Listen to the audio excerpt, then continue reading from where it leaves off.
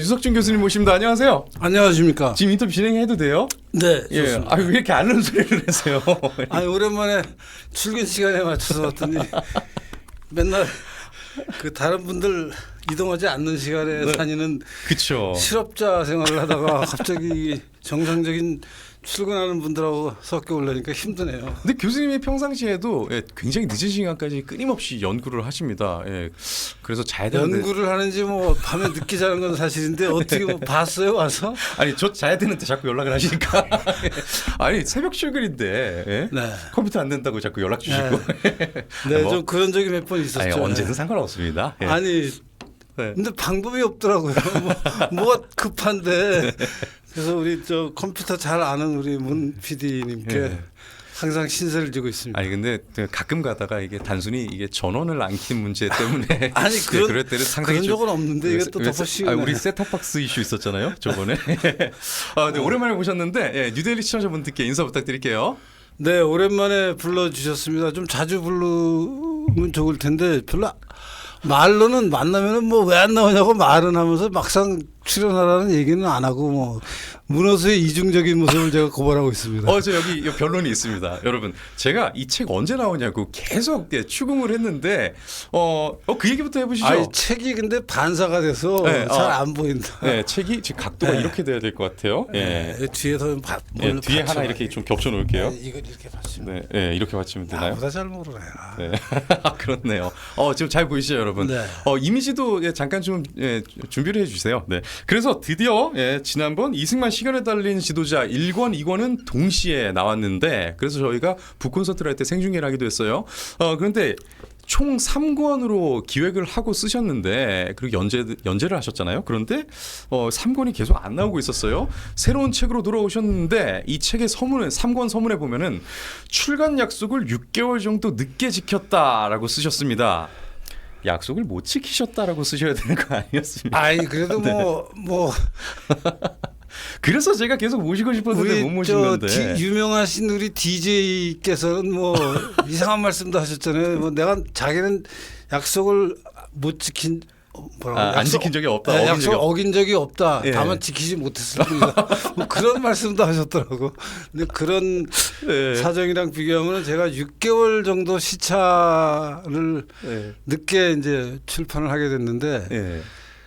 그 중간 중간에 뭐 여러분들에게 일일이 설명하기는 어렵지만 그 아시다시피 제가 아직도 그 2019년 9월달에 벌써 지금부터 6년도 더 된 일이에요. 그렇네요.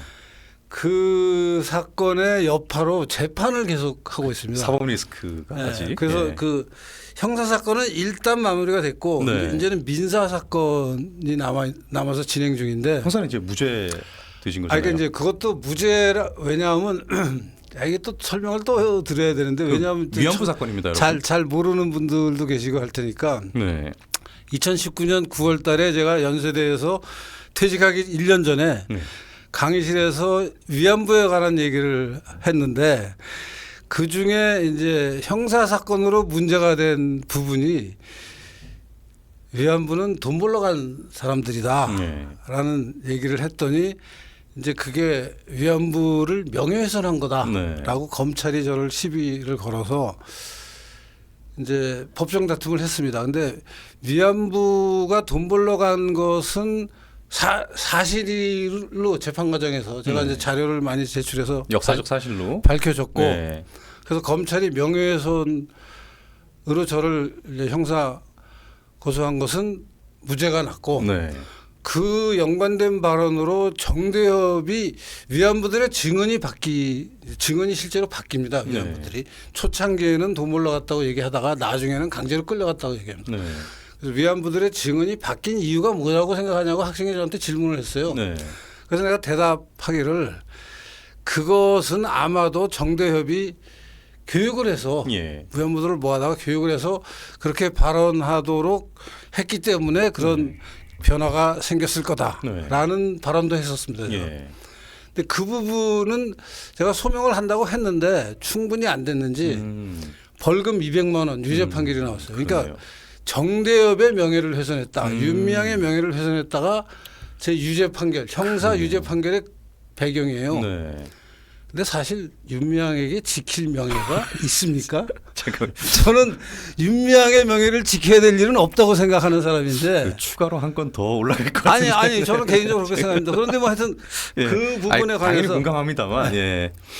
개인적으로 공감합니다만 이게 소송 건수가 하나 더 늘 수 있기 때문에. 네. 아니 뭐 늘어도. 근데 짚고 넘어가야 될 게 정대협이 정신대 대책협의회 아니에요? 그렇습니다. 근데 정신대라면 근로정신대잖아요. 그러니까 이름도 잘못 진 거예요. 그 종군위안부랑 다른 거잖아요. 아니 그래서 예. 그 정대협이라는 이름을 쓰다가 이 사람들이 네. 이걸 알고 나서는 정의기억연대로 이름을 바꾸잖아요. 아, 정의기억. 그래서 정의기억연대로 바꾼 거군요. 그러니까 정대협이라는 게 말도 안 되는 위안부하고 상관도 없는 정신대. 그 정신대는 그 전시 체제에서 여자들이 네. 군수공장 가서 일하고 뭐 여자로서 전쟁에 기여할 수 있는 부분에 그러니까요. 관한 역할을 하는.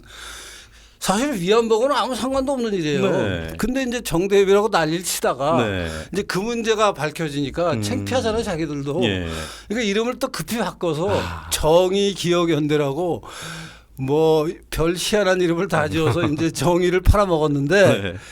그 정대협의 명예를 훼손했다. 네. 라고 해서 이제 벌금 200만 원이 나왔어요. 그게 이제 민사까지 간 거예요, 그러면? 그러니까 이제 벌금이 나왔으니까 네. 맞으면 형사적으로 제가 100% 무죄가 아니고 조금 유죄가 있는 거 아니에요. 예. 그 꼬투리를 잡아서 손해배상을 해달라. 아. 1억을 해달라는 거예요. 1억이요? 시작은 1억으로 했어요. 그래서 아니 무슨 1억 원어치를 내가 손해배상할 일이 뭐가 있냐. 나는 사실 1원도 못 내겠다. 예. 이제 그래서 민사소송을 했더니 아. 민사소송 1심이 500만 원이 나왔어요. 아, 예. 나보고 500만 원을 내라. 예. 그래서 한 5년 넘게 시달렸잖아요. 예. 그래서 500만 원을 내가 못 낼 돈은 아니거든요. 네. 그래서 그냥 내고 마칠까. 이 사람 날 너무 무시하시네 정말. 정말 왜 이러십니까 오늘 아닙니다. 아침부터. 아닙니다. 근데 그래가지고 그렇게 하려다가 예. 그러니까 그런 생각도 없잖아 있었어요. 예. 근데 가만히 생각하니까 내가 잘못한 게 없는데 예.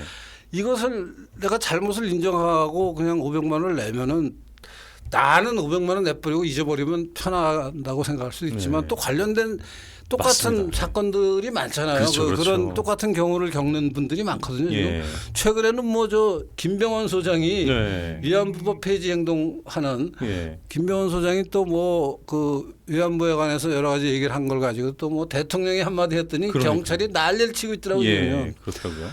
이게 뭐 하여튼 그래서 그 이제 도저히 500만 원이라도 내가 내만 이 끝까지 내가 싸워서 네. 뭐 1원도 낼 수 없도록 만들어야겠다라고 예. 하고 네. 1심에서 500만 원이 나온 것을 이제 2심에서 이건 판결이 잘못된 거다. 그러면 예. 내가 각종 관련 자료를 다시 한번 싹 뒤졌어요. 예. 그랬더니 나왔어요. 오. 교육한 자료가. 예. 정대협이 위안분들을 모아서 교육한 자료가 100% 나왔어요. 아니 그 수요 집회에서 교육한 거 말고 또 그거 있어요? 말고 그러니까 오. 그러니까 형사 사건에서는 그런 자료만 가지고 내가 예. 했더니 그게 인정이 안 됐잖아요. 인정이 100% 안 된 건 아니고 많이 예. 됐는데 예. 이제 그래도 네가 얘기한 것이 하여튼 조금 잘못된 게 있다. 예. 그래서 이제 벌금 200만이 나온 거 아니에요. 그 사람들이 징역 2년 구형했어요. 나한테. 그렇죠. 징역 2년을 구형했는데 이제 예. 벌금 200만으로 끝났으니까 예. 사실은 그 승리죠. 예. 기소 그러니까 맞아 검찰에 기소하는 과정에서 검찰이 제출한 증거가 다 엉터리였죠. 네. 근데 이제 꼬리가 하나 붙어 있는 거예요. 네. 이 꼬리를 띄려고 내가 온갖 자료를 다 뒤졌더니 네. 이제 정대협이 위안부들을 제주도에서 모아가지고 뭐 난리친 게 있더라고요. 아, 예. 그걸 그래서 다 캡처해가지고 이제 제출을 했어요. 예. 그랬더니 재판이 진행이 안 되고 있어요. 지금.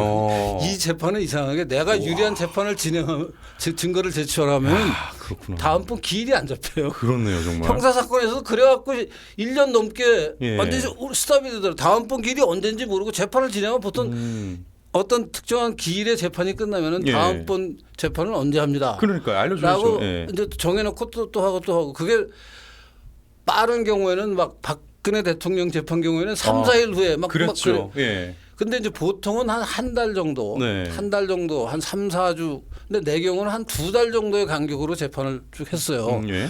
근데 이제 내가 유리한 증거가 나오면은 재판이 스톱이 되고 다음번 기일이 안 정해져. 그래서 야, 이거 문제네요, 1년이 진짜. 넘게 지나가고 2년이 넘게 지나간 거예요. 그 과정을 거치다 보니까 이 3건이 탈고가 6개월이 늦어진 그런 그래서 상황인 거죠. 그런 재판을 쭉 하다 보니까 예. 이 원고를 사실은 그 이제 자율외 연재를 하는 것은 네. 신문에 연재를 하기 때문에 제가 다 연재를 마쳤습니다. 내용은 써놨잖아요 이미. 근데 이제 책으로 내려면은 또 그 기존에 있던 원고를 예. 이렇게 좀 다듬고 앞뒤를 맞추고 뭐 이런 작업을 좀 해야 그렇죠. 되는데 예. 그것을 그래도 한 달 정도는 집중해서 이제 작업을 해야 되는데 그 집중할 시간이 안 나더라고요. 그러니까요. 뭐 불려다니고 여기저기 또 일본에서는 또 이 위안부에 대해서 제가 강경한 발언을 한 것이 네. 일본의 상당한 숫자의 그 위안부 문제에 대해서 사실 위안부 문제는 일본 좌파들이 시작한 거거든요. 근데 일본의 우파들은 예. 이제 한국에서 네. 자기들하고 같은 생각을 하는 사람들이 나타나니까 너무 반갑고 고마운 거예요. 그래서 저 같은 사람들 불러다가 네. 뭐 발언하라 토론하라 하는 또 기회가 많이 생기더라고요. 네. 그래서 이제 그분들하고 진실을 찾는 노력을 하고 음. 해야 되니까 예. 책 내는데 좀 시간을 못 맞췄어요. 아, 그래서 이제 6개월이 늦었다라는. 죽을 잘못을 한 건 아니니까 좀 살살 합시다 그래요. 예, 충분히 이해가 되고 공감이 됩니다. 감사합니다. 근데 한 가지 중간에서 약간 좀 웃겼던 게 네. 학술 연구를 할 때는 그렇게도 안 나오던 그 교육 증거 자료가 본인의 사법 리스크를 벗어나기 위해서 필사적으로 찾다 보니까 그래도 연구에 도움이 되셨네요. 그 과정이. 아니, 그러니까 그게 연구인지는 잘 모르겠습니다. 아니 뭐, 네. 그래도 역사의 진실을 찾는 거니까 다 넓은 의미의 연구인데 이걸 내가 막 학술 논문으로 해서 학술 서적으로 사실은 책으로 또 위안부 문제도 책으로 낼 건데 학술 서적인지는 모르겠고 아무튼 위안부 사건하고 관련돼서 제가 겪은 법정에서 제출한 온갖 자료들이 이제 이렇게 쌓여 있을 거 아니에요. 그렇죠. 1심부터 엄청나게 쌓여 있습니다 지금. 예. 그것을 그래도 이제 일정하게 공유를 해야 예. 한국에 있는 관심 있는 분들하고 그래야 뭐 또 관련된 사건에 휘말린 분들이 있으면은 참고도 하고 또 일반 독자들께서는 야 위안부 문제가 도대체 뭐길래 난리를 치고 유석춘이 깜빵에 간다더니 왜 안 갔냐 쟤는 쟤 보낸다고 난리 치더니 왜 쟤는 왜 못 집어넣는데 그럼 제가 뭐라고 했길래 안 들어갔냐 그래서 보니까 유석춘이 잘못이 없네 뭐 이런 생각을 할 수 있는 자료를 제가 제공을 해야 되잖아요. 맞습니다. 그래서 이제 책을 내야 되는데 시간이 좀 아직 판결이 민사 재판이 아직 판결이 안 나서 또 어떻게 될지 모르니까. 그렇네요. 재판은 또 이렇게 계속 딜레이를 걸고 있고. 야, 사실은 지난 몇 년간 교수님과 저는 진짜 정말 심각한 수준으로 우려를 많이 했었습니다. 지금은 사실은 많이 행복하죠. 그때에 비하면 정말. 예. 처음에는 뭔가 이게 내가 그 강의실에서 발언할 때 그러면 뭐 함부로 발언하는 게 아니고요. 위안부에 관해서 일부에서는 저보고 연구 논문도 하나 없는 놈이 뭐 헛소리 한 거 아니냐는 식으로 얘기하는데 연구 논문이 없었던 것은 맞습니다. 근데 뭐 연구 논문이라는 게 교수가 대학에서 강의할 때 한 학기 동안 강의하는 주제 모든 것에 대해서 연구 논문을 가지고 얘기하지는 않잖아요. 그러니까 자기의 전공 분야가 있고 또 뭐 관련된 문제들에 대해서 논문을 쓸 수도 있고 안 쓸 수도 있는데 일단 강의를 진지하게 한다면은 그 강의하는 주제에 대해서 스터디 공부를 하죠. 그렇죠. 리서치를 하고 이제 거기에 대해서 자기 판단이 있을 때 강의를 하는 거거든요. 아니면 또 판단이 없고 논란이 있기만 하는 문제에 나는 판단을 못 하겠다 하면은 그 자체를 강의를 해야죠. 그러니까 우리나라 사회에서 이 문제는 이렇게 보는 견해와 저렇게 보는 견해가 있는데 두 가지 견해가 대립되고 있다. 뭐 4분의 1은 이 견해고 4분의 3은 저 견해다. 그런데 나는 이 문제에 대해서는 판단을 보류한다. 나 개인적으로는 입장이 잘 서질 않는다 이거는. 혹은 뭐 입장이 이렇게 섰다 저렇게 섰다. 그래서 위안부 문제에 관해서는 입장을 세워서 그날 강의를 한 것인데 이제 일반적인 우리나라 사람들이 알고 있는 일반적인 어떤 가치 기준 사실 역사적 우리나라 사람들이 알고 있는 역사적 사실과 내가 아는 역사적 사실이 간격이 있었던 건 사실이에요. 근데 그 간격은 일반 대중의 그 지식이 맞으면 교과서에서 초중고 교과서에서 얘기하는 수준의 지식밖에 안 되니까 그래서 대학에서 교수를 한다는 사람이 전문적인 연구소를 보고 판단한 것이 더 깊이 들어갈 것이라고 생각을 해주고 법원에서는 야구 학문의 자유를 보장해야 되는 거 아니냐라는 게 판결이 진작에 나왔어야 되는 거예요. 검찰도 기소할 때 이거는 기소거리가 안 됩니다. 안 된다 해야죠. 그래야 되는 걸 무리하게 기소를 해가지고 억지로 재판을 해갖고 내가 내 말이 맞다는 증거를 제출하니까 재판을 진행을 안 하고 질질 끄는 거 아니에요. 아니, 사실상 교단으로 정치권이 침투한 사건이잖아요. 이게. 그러니까 말이 안 되는 사건이에요. 맞습니다. 아유, 참 하여튼 정말 고생이 많았습니다. 정말 고생 많으셨습니다, 진짜. 우리 같이 덩달아 고생 좀 하셨죠. 예, 그럼요. 네, 이제 책 얘기로 좀 넘어볼게요. 이승만 대통령의 생애를 세 권에 걸쳐서 쓰셨습니다. 여기 옆에 이제 1권 그리고 2권이 이렇게 같이 있는데요. 이게 지금 세울 수가 없으니까 이렇게 놓고 하겠습니다. 자, 1권이 성장부터 해방까지, 그리고 2권이 미군정과의 대립과 유엔. 그러니까 이게 시간 순서대로 이렇게 쭉 이제 쓴 거예요. 그리고 3권이 나라를 세우고 지킨 후 잠들기까지입니다. 여러분이 가장 잘 아시는 달리 표현하자면 이승만 대통령의 시기를 조명한 책입니다. 에피소드 형식으로 구성되어 있기 때문에 여러분 나중에 이거 목차만 보시고도요. 일화 같은 거 좀 찾아보고 싶다 이러면 이 세 권만 가지고 있으면요. 언제든 찾을 수 있으니까 책이 구성이 굉장히 잘 되어 있습니다. 이거 세 권 다 가지고 계시면 아주 도움이 많이 될 것 같아요. 부조연실에서는 지금 링크 올려놨죠. 그 링크가 맨 앞에 보이게 좀 다시 좀 올려주시기 바랍니다. 고정 링크를. 여기에서 지금 본격적인 내용에 앞서서 이승만 이 시간에 달린 지도자 탈고를 하신 소감, 그리고 이 책의 다른 이승만 대통령에 관한 책과의 차별점을 먼저 좀 이야기를 해주시면. 네, 우선 이승만 대통령이 90평생을 사셨습니다. 네. 그 당시 이승만 대통령이 1875년에 태어나셨는데 네. 그 당시에 태어난 사람이 90년을 사는 경우는 매우 그렇네요. 귀한 경우입니다. 예. 대부분은 그때 평균 연령이 40대, 50대, 그러니까 4, 50밖에 안 됐고 예. 두 배를 한 거예요. 다른 그러네요. 사람들은. 그리고 또 보통 분이 아니고 한 일이 너무 많으십니다. 네. 그러니까 우리가 아는 배제학당에 들어간, 그러니까 배제학당 전에는 과거 시험 보고 배제학당 들어갔다가 감옥에 갔다가 독립운동 하다가 독립운동도 뭐 하와이에 갔다가 뭐 워싱턴으로 왔다 갔다 뭐 심지어는 제네바 이런 데 막 여기저기 상해 임시정부 대통령도 하고 난리를 치시다가 이제 미군정 2차 대전이 끝나고 일본이 패망하고 미군정이 시작돼서 미군정 기간에 또 엄청나게 많은 일이 있었습니다. 네.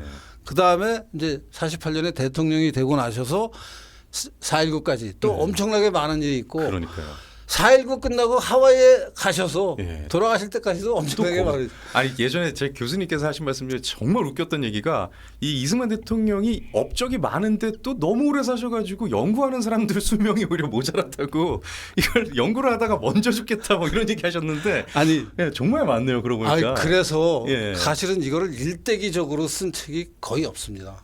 그렇네요. 그러니까 이승만 대통령이 예컨대 특정한 무엇을 했어요. 예컨대 농지개혁을 해. 네. 아니면 뭐 제네바 국제연맹회에 가서 독립운동을 해. 네. 일본이 침략한 것을 막 고발해. 하나하나의 사건에 관해서 사람들이 알고 글을 쓴 것은 굉장히 많습니다. 그렇죠. 책 나온 것도. 네. 근데 이승만 대통령의 전 생애를 하나의 일관된 어떤 이렇게 프레임으로 쭉 끌고 가면서 책으로 만든 것은 사실은 찾아보면은 거의 없습니다. 그러니까 가장 이제 독자 여러분들한테 알려진 책 중에 하나가 이승만과 김구라고 손세일 선생이라고 원로 언론인이 쓰신 엄청나게 큰 책이 전체가 7권인가로 된 전집이 있습니다. 이승만과 김구를 쭉 비교하다가 어디서 끝나냐면요. 김구가 죽는 1949년에 끝납니다. 근데 그러니까 이승만과 김구를 어렸을 때부터 쭉 비교를 합니다. 그래서 그것을 보면 이승만의 일대기, 또 김구의 일대기를 쭉 볼 수 있습니다. 김구는 근데 일대기가 맞아요. 49년에 돌아가고 돌아갈 때까지 쭉 그걸 쓰셨으니까. 그렇죠. 기초 자료가 거기 굉장히 많습니다. 근데 이승만은 49년에 그 시리즈가 끝나버립니다. 그러니까 49년 이후에 이승만이 한 일에 대해서는 손세일 선생은 별로 써놓은 게 없어요. 그렇게 되겠네요. 그러고 다른 분들이 이승만 대통령이 쓴 것은 전부 에피소드나 발췌한 겁니다. 그러니까 일생을 쭉 따라가면서 쓴 거는 그만큼 쓰기가 힘들어요. 그럼 그런 책이 없기 때문에 애초에 기획을 하신 건가요? 그렇죠. 그러니까 처음에 이제 제가 이승만 대통령에 관한 공부를 본격적으로 시작하게 된 게 2010년, 지금부터 15년 전에 이승만 연구원 원장 자리를 제가 맡게 되면서부터 이제 물론 조금씩 공부를 했지만 깊이 있게 아주 남들보다 훨씬 전문가다라는 입장이 될 수 있게 연구를 한 처지가 아니었거든요. 그 전에는 박정희 대통령에 대해 박정희 대통령하고 이제 대한민국 현대사가 왜 성공이었느냐 네. 하는 큰 주제를 이제 공부를 하고 있었는데 네. 이승만에 대해서 집중적인 공부를 해야 된다는 생각은 할 네. 때였습니다. 예. 하지는 못했고. 네.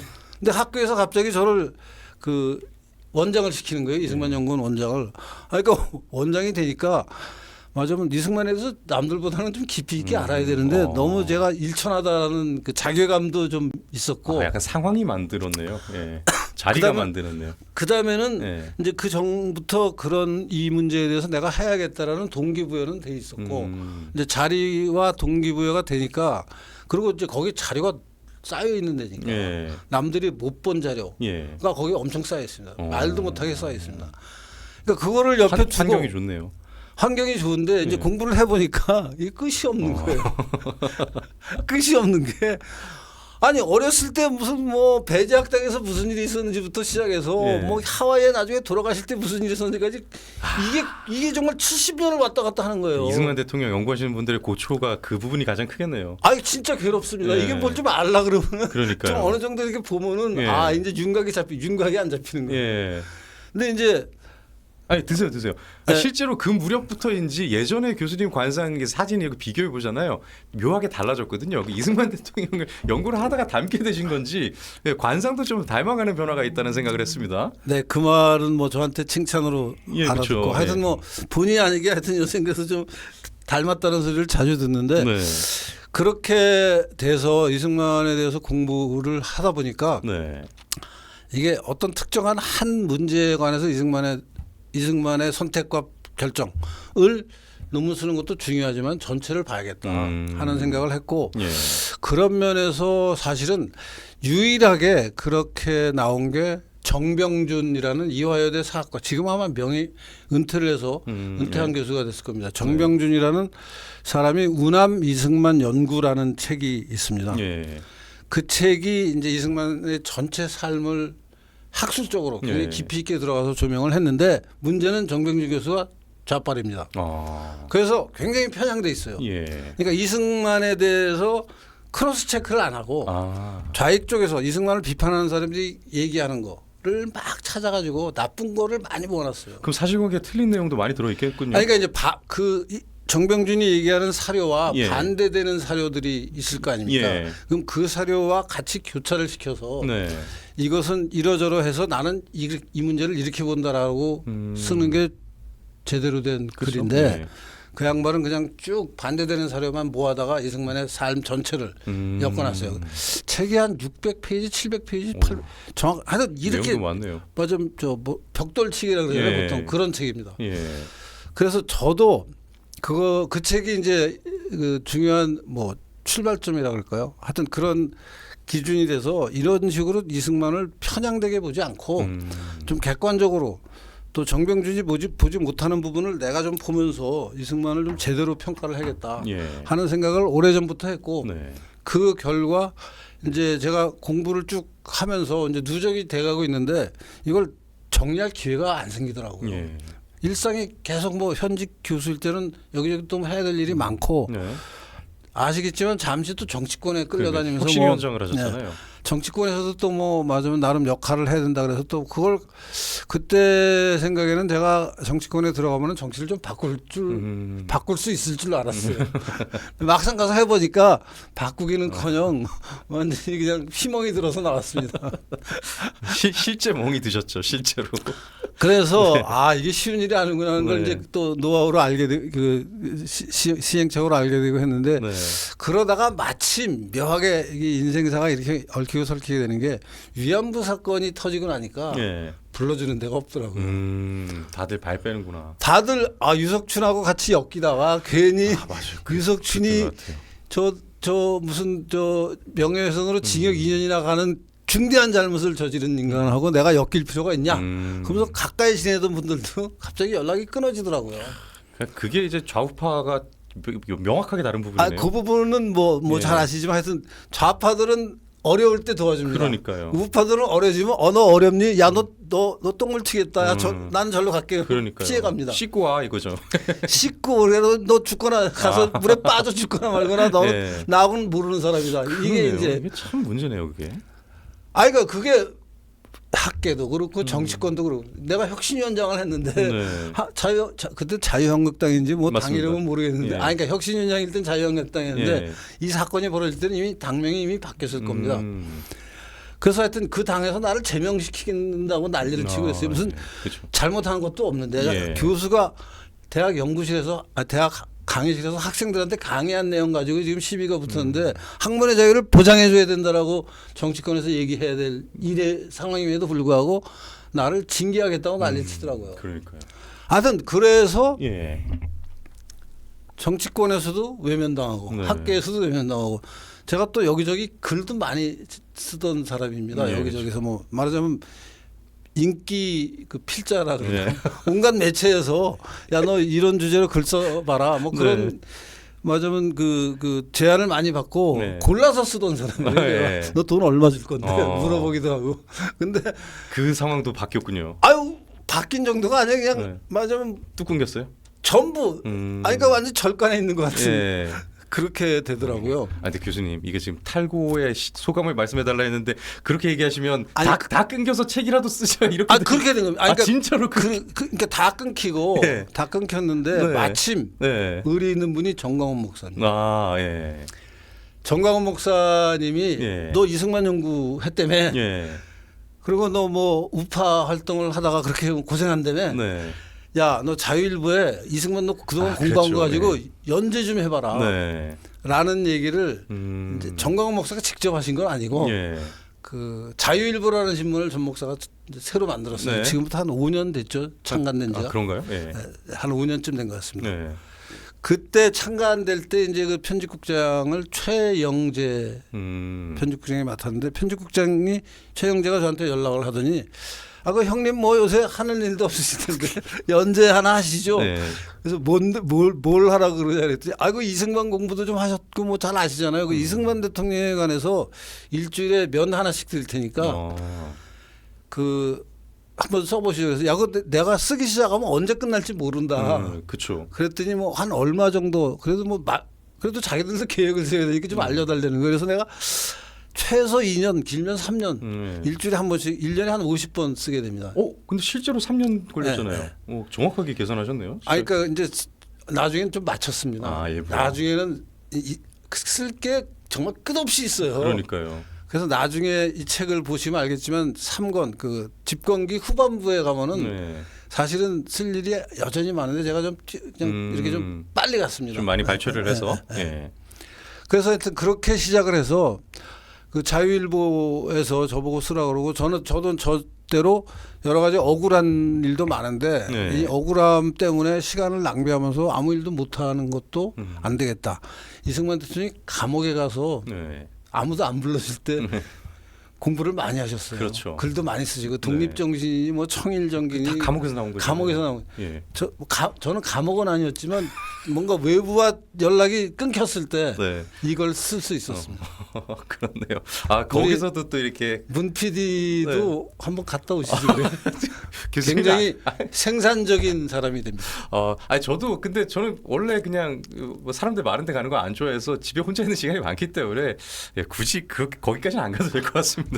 아니 뭐 꼭 가라는 얘기는 아니지만 살다 보면 전화위복이 된다 그럴까요? 예. 뭐 새옹지마라 그럴까? 가뜩이나 지금 언론 관련해 가지고 입틀막법을 이번에 이제 통과를 시켰잖아요. 그래서 저도 지금 많이 좀 걱정을 하고 있는 건 사실입니다. 근데 뭐 두려워하지 않고 한번 끝까지 해보려고요. 네, 뭐 문 PD가 잡혀갈 때 되면은 대한민국 사람이 다 잡혀갔을 겁니다.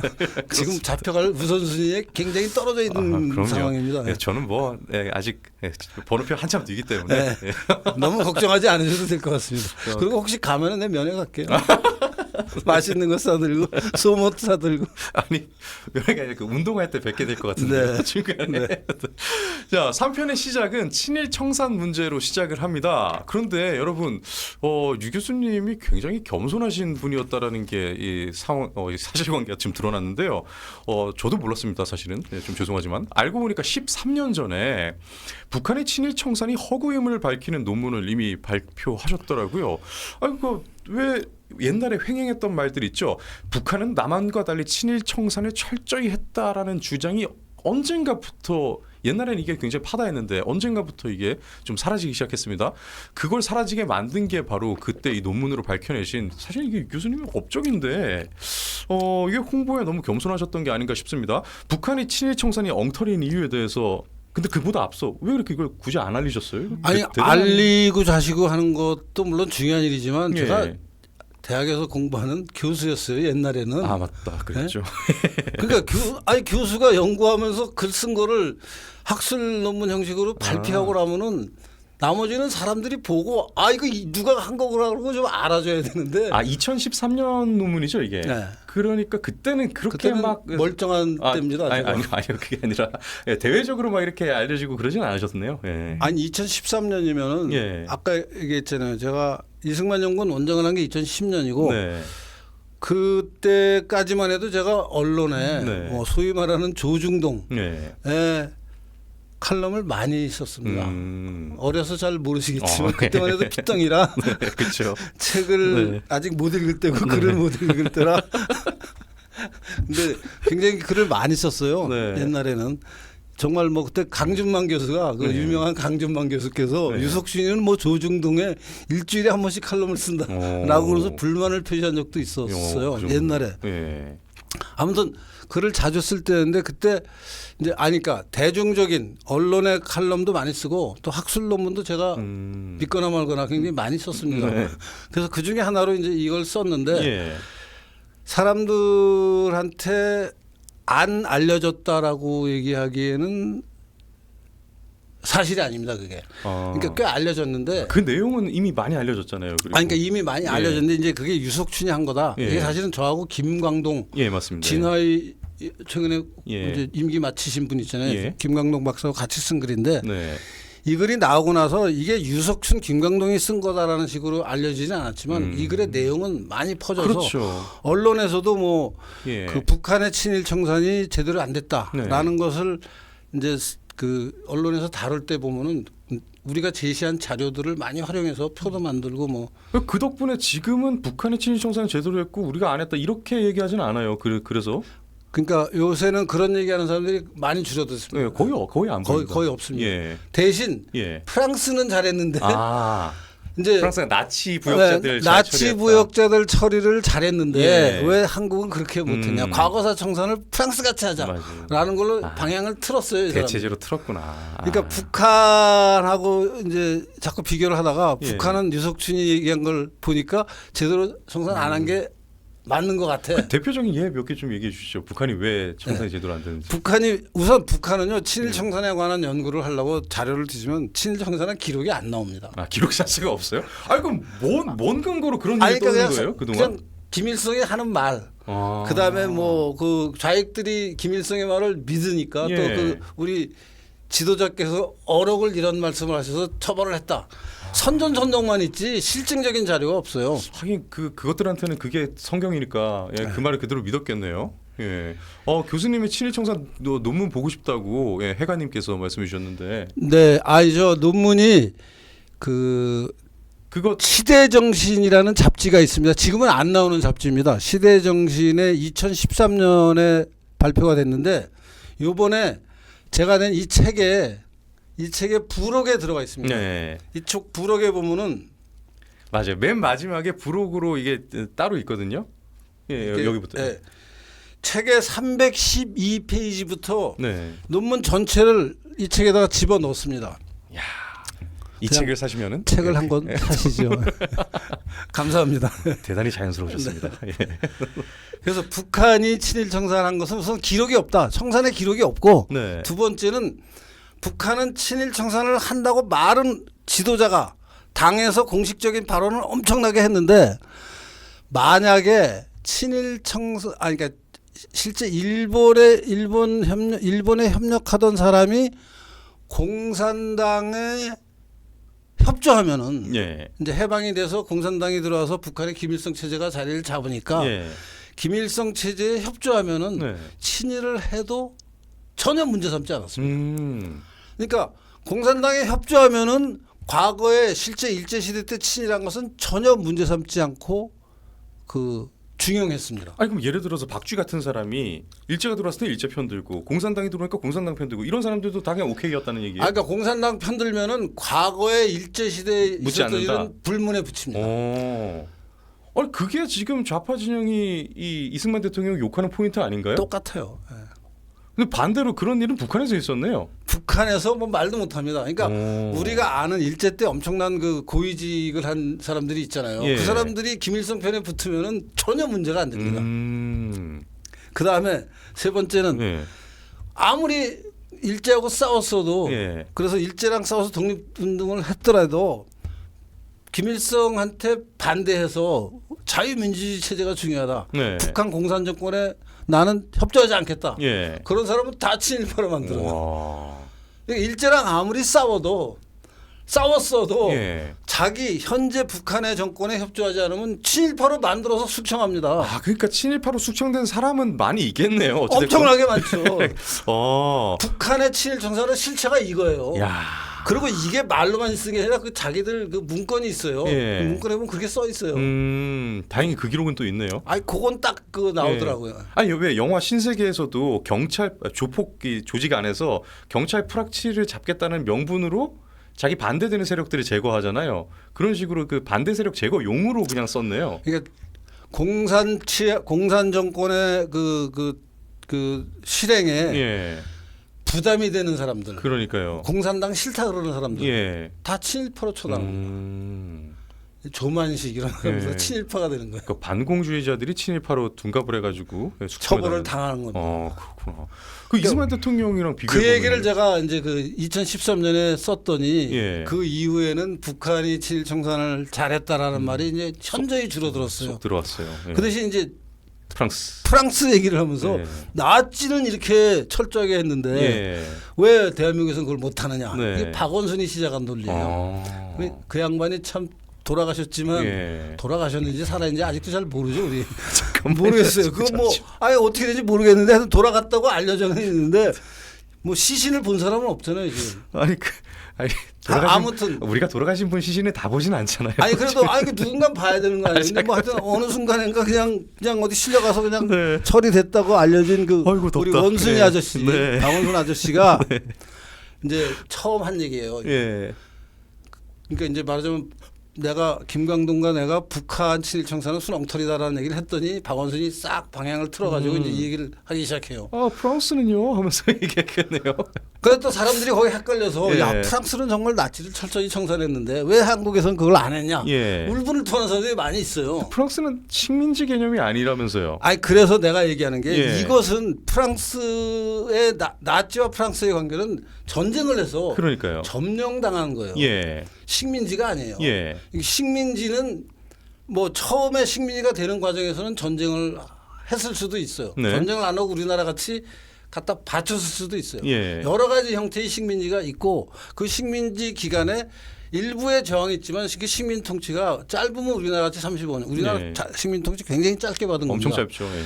350년 받은 나라 있어요. 그러니까요. 스페인이 해외에 건설한 식민지는 네. 스페인이 강대국인 16세기, 17세기에 해외를 진출하면서 식민지를 만들어서 20세기 2차 대전 때까지 계속 식민지합니다. 그러니까요. 300년, 400년 식민지를 해요. 네. 식민지라는 거 콜로니얼리즘하고 밀리터리 오큐페이션 점령. 완전히 네. 다른 겁니다. 예. 그래서 우리나라와 이제 프랑스를 비교하려면은 예. 식민지는 식민지끼리, 네. 점령지는 점령지끼리. 그래서 이 책에 그 내용이 나오는데 굉장히 좀 이렇게 좀 속 시원한 얘기를 해주셨는데 프랑스가 나치에게 점령당했을 때 부역한 내용이랑 비교를 하자면 우리나라도 6.25 때 북한에게 점령당했을 당시에 그때 북한 공산당에 부역을 했던 사람들이랑 비교를 해봐야 된다고. 그렇습니다. 예. 정확합니다. 예. 그래서 너무 속 시원하더라고요. 내가 그 얘기를 한 겁니다. 그러니까 예. 그때 우리 굉장히 살벌하게 처벌했습니다. 네, 그렇죠. 그러니까 프랑스가 뭐 처벌했다는 것보다 예. 더 살벌하게 저리 가라 할 정도로 우린 더 잘했죠. 거꾸로 예. 우리가 또 9.28 서울수복하고 예. 인천상륙 그래서 북한을 점령하잖아요. 네. 북한 점령했다가 1.45 때까지 한 석 달 북한을 점령합니다. 예. 그때 벌어진 일. 예. 그때 우리가 점령했을 때 북한에서 우리 쪽에 협력한 사람들이 있었을 거 아니에요. 예. 그 협력한 사람들이 우리가 후퇴하고 나서 북한 정권에서 어떻게 처벌됐는지. 어떻게? 보나마나 뻔하죠. 뭐 다 그냥 예. 뭐 일제 시대 것도 그렇게 했는데 지금 그러니까요. 점령지에서 벌어진 일은 보나마나 뻔한 거 아니에요. 네. 그때랑 비교해야 되는 거예요. 그러니까 맞네요. 나치가 프랑스랑 뭘 했다, 프랑스가 나치하고 어떻게 했다라는 얘기 할 때는 우리나라도 전시에 그런 시기가 있었어요. 3년 나치는 3년을 지배했지만 여긴 3개월 지배했어요. 예. 시간은 짧지만 조건이 똑같아요. 그럼 조건이 같은 거랑 비교를 해요. 그러니까요. 그럼 오히려 박원순의 공격, 그 프랑스로 이제 맞선 공격을 오히려 그걸 또 파다 보니까 오히려 이승만 대통령이 더 그 공산부역자들에서 처벌을 잘했다는 결과가 오히려 훌륭한 결과가 그래서 나오는. 이승만은 공부하면 공부할수록 네. 알면 알수록 그러네요. 훌륭한 분이다라는 예. 생각을 계속 또 강화하게 됩니다. 또 이렇게 다 연구로 이렇게 밝혀주셔서 감사합니다. 예. 그런데 좌파들이 그렇게나 부르짖는 미군 철수가 있잖아요. 이미 과거에 미군은 한 번 한반도를 떠난 적이 있습니다. 이승만 대통령이 극구 반대했지만 1949년 6월 30일에 미군은 완전 철수를 하게 됩니다. 그로부터 1년도 안 돼서 무슨 일이 벌어졌는지는 여러분 너무나 잘 아시죠. 6.25 전쟁 밀고 들어왔으니까. 지금 이승만 대통령이 그렇게 따지고 보니까 재팬 인사이드 아웃에 이어서 두 번이나 전쟁을 정확하게 예측한 분이 되는 거네요. 예, 최근에 민영배가 이제 대표 발의를 한 국가보안법 폐지 이제 표면화가 됐죠. 국가보안법이 실제로 폐지되었을 때 예상할 수 있는 가장 최악의 상황. 예, 이승만 대통령을 연구하신 분으로서 어디까지 최악의 상황을 가정해 볼 수 있겠습니까? 그러니까 이승만 이제 미군 철수 문제는 네. 이제 얘기하신 대로 49년 6월 30일 날 네. 미군이 일본의 항복에 따라서 한반도에 진주해서 예. 남한을 통치하기 시작했다가 군사력을 계속 한반도에 남겨놓고 있다가 예. 49년 6월 30일 날 6.25 나기 1년 전에 100% 철수합니다. 네. 군사 고문단만 남겨놓습니다. 네. 그러니까 어드바이스, 그러니까 조언하는 사람들 뭐 규모가 예. 한 500명 정도였던 것 같은데. 그때 사람들이 말을 잘 못 알아들어서 고문관이라는 단어가 생겼다고 하던데요. 그러니까 그거는 고문관이라는 게 예. 고문하는 사람들이 아니고 예, 그러니까요. 어드바이스 하는 거예요. 예. 그래서 이제 그 군사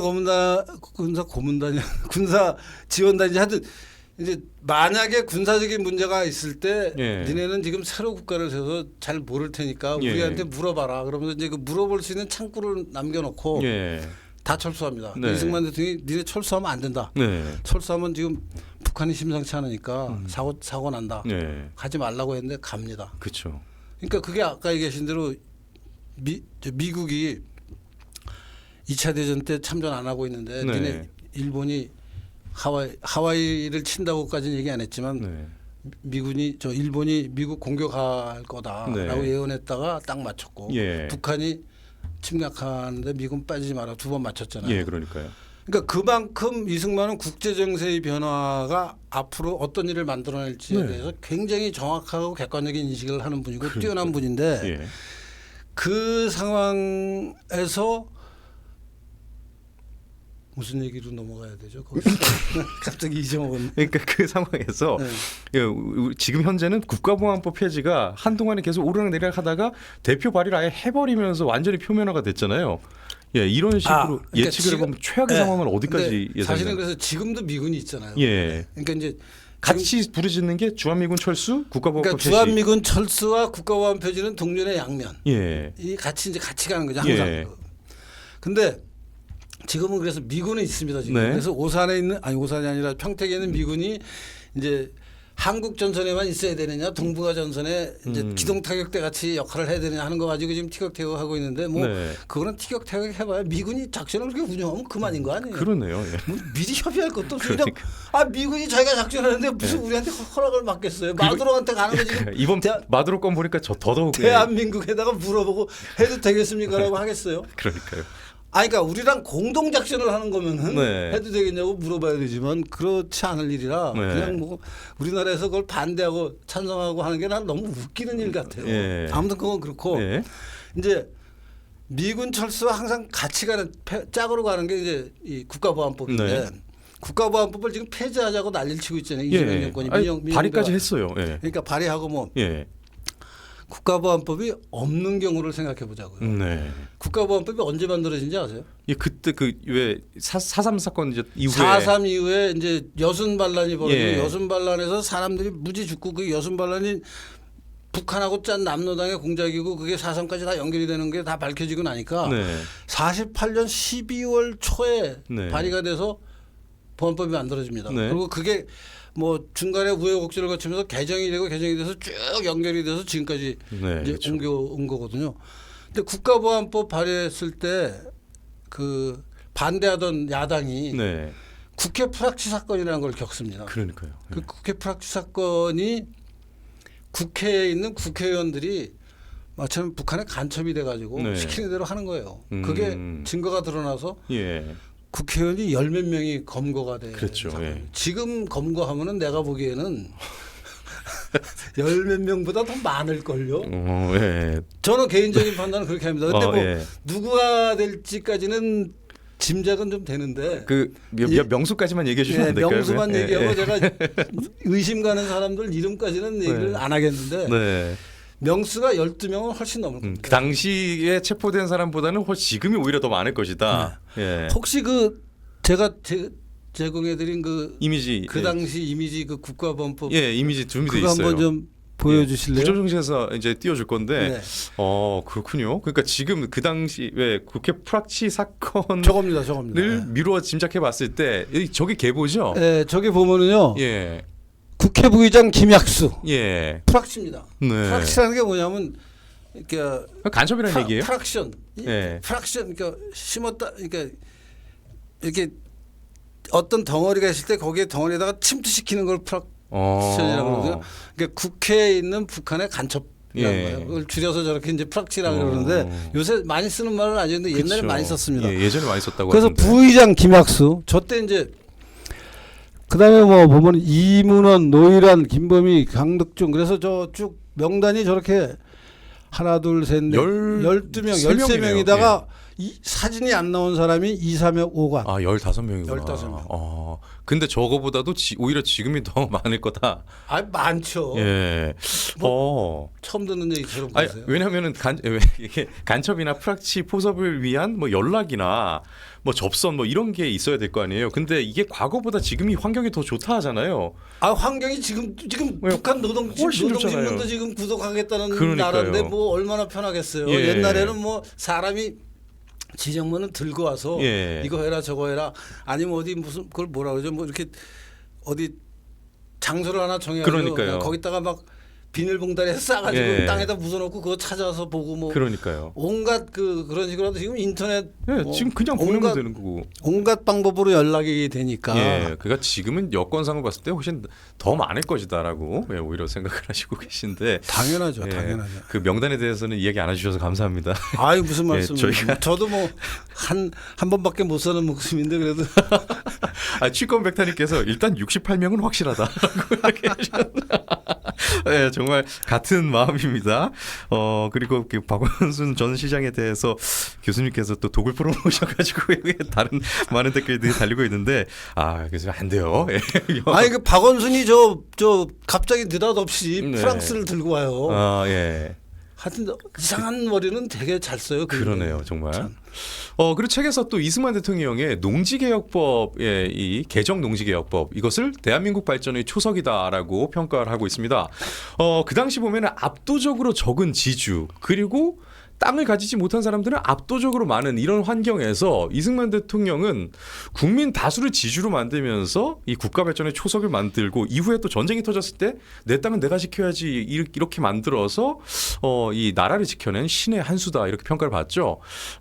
요즘 좌파 진영이 압도적으로 많은 세입자의 편을 들면서 부동산 정책으로 계속 사회를 분열시키고 또 가격은 폭등시키고 이러고 있는데 만약에 우파 정당이 이승만의 농지개혁처럼 이승만 정신을 본받아서 상황을 반전시킬 만한 정책을 만든다면 교수님께 그 해안을 구한다면 그러니까 이 질문이 굉장히 사실 네. 처음에는 좀 엉뚱하다고 생각하면서 제가 생각을 해봤더니 굉장히 설득력 있는 그 시각을 아주 정말 그 발상의 전환을 해서 네. 질문이 탁월하다라는 생각을 하게 됐어요. 정말 고민 많이 하고 진짜 아니 우리 그래서 문 PD가 정말 우선 예. 이제 농지 개혁을 뭐 대충은 다 아시잖아요. 근데 이제 네. 중요한 것은 북한은 무상으로 해서 예. 그냥 뺏어서 네. 돈 하나도 안 주고 지주들로부터 뺏어서 지주들의 그 논을 압수해서 예. 이제 농민들한테 준다고 하면서 소유권은 안 주고 그냥 경작 와서 일할 수 있는 기회만 줘서 아, 경작권만. 경작권만 줘서 예. 소유권은 북한은 아, 하기사. 사유재산이 없는 나라잖아요. 예, 그 생산은 일단은 다 몰수를 해서 배급을 하니까. 예, 생산수단은 국가가 다 독점을 하니까. 예. 그러니까 북한에서 농지개혁 했다는 것은 농민들한테 생산수단을 소유하는 방법으로 한 게 아니고 그렇네요. 그냥 거기서 일할 수 있는 경작할 수 있는 농사 지을 수 있는 예. 권한만 준 거예요. 그걸 경작권이라 그래요. 그러니까 워딩이 무상몰수, 무상분배, 유상몰수, 유상분배 이런 식으로 비교를 하다 보니까 예, 조금 헷갈릴 수 있는 것 같아요. 헷갈릴 수 있는데 자세히 들여다보면 네. 북한은 아예 소유권을 안 줍니다. 아, 그냥 몰수네요. 그냥 그거지. 재산은 이렇게 지주의 재산은 몰수하고 예. 농민들한테는 일이나 해라. 그러니까요. 일이나 해라. 그거는. 일을 하고 나서 나온 예. 또 산물은 예. 소출은 국가가 옛날 지주보다 더 많이 가져가요. 그러니까 지주화 소장농 제도를 무너뜨리고 전 국민을 소장농화 시켰군요. 그리고 이제 예.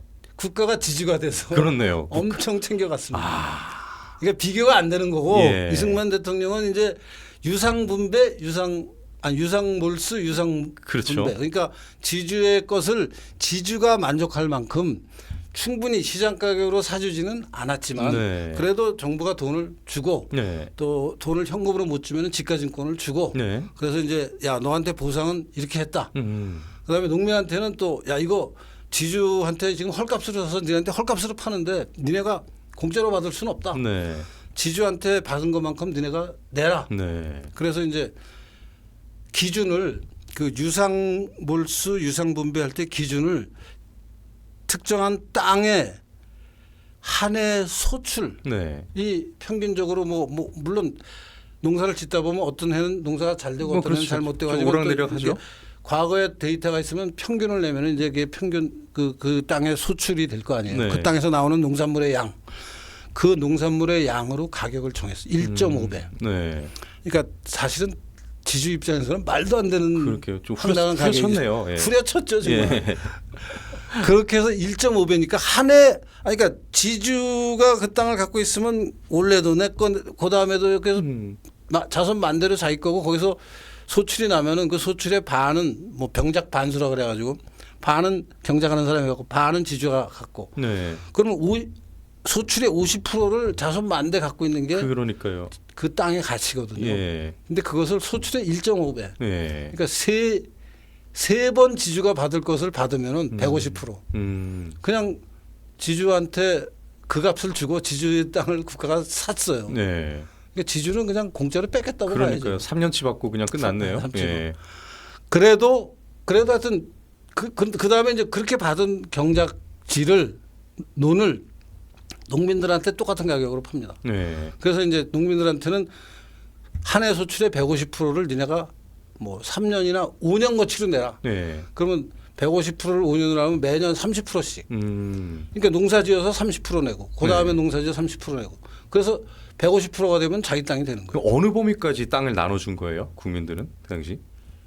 1.5 정도? 그러니까 예. 그러니까 이렇게 된 거죠. 그러니까 그러니까 지주가 갖고 있는 땅이 규모가 다 다를 거 아니에요. 예. 어떤 지주는 엄청나게 많은 땅을 갖고 있고 예. 어떤 지주는 작은 땅을 갖고 있는데 1.5 정도 이상의 농지, 네. 논을 갖고 있으면은 그거는 1.5 정도는 지주 것으로 인정을 한다. 네. 1.5 정도가 넘어가는 것은 국가가 수용을 한다. 네. 수용할 때 가격은 아까 얘기한 그런 가격이다. 그렇게 해서 수용을 다 합니다. 네. 지주들 입장에서는 날벼락을 맞는 거죠. 그러니까요.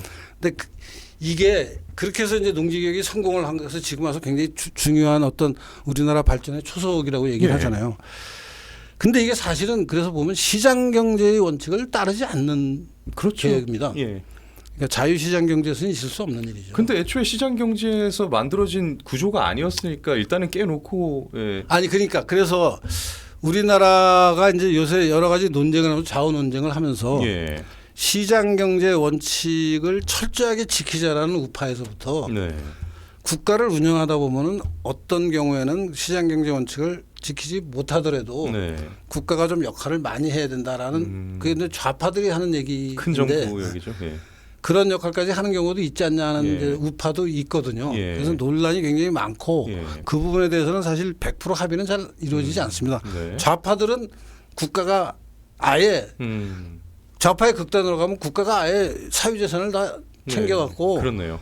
민간에는 사유재산 가진 사람 없게 하자. 예. 그럼 마두로가 그렇게 한 거 아니에요. 예, 뭐 그러니까요. 오일 다 자기 걸로 하고 뭐. 예, 다 석유를 국영기업을 네, 만들어서.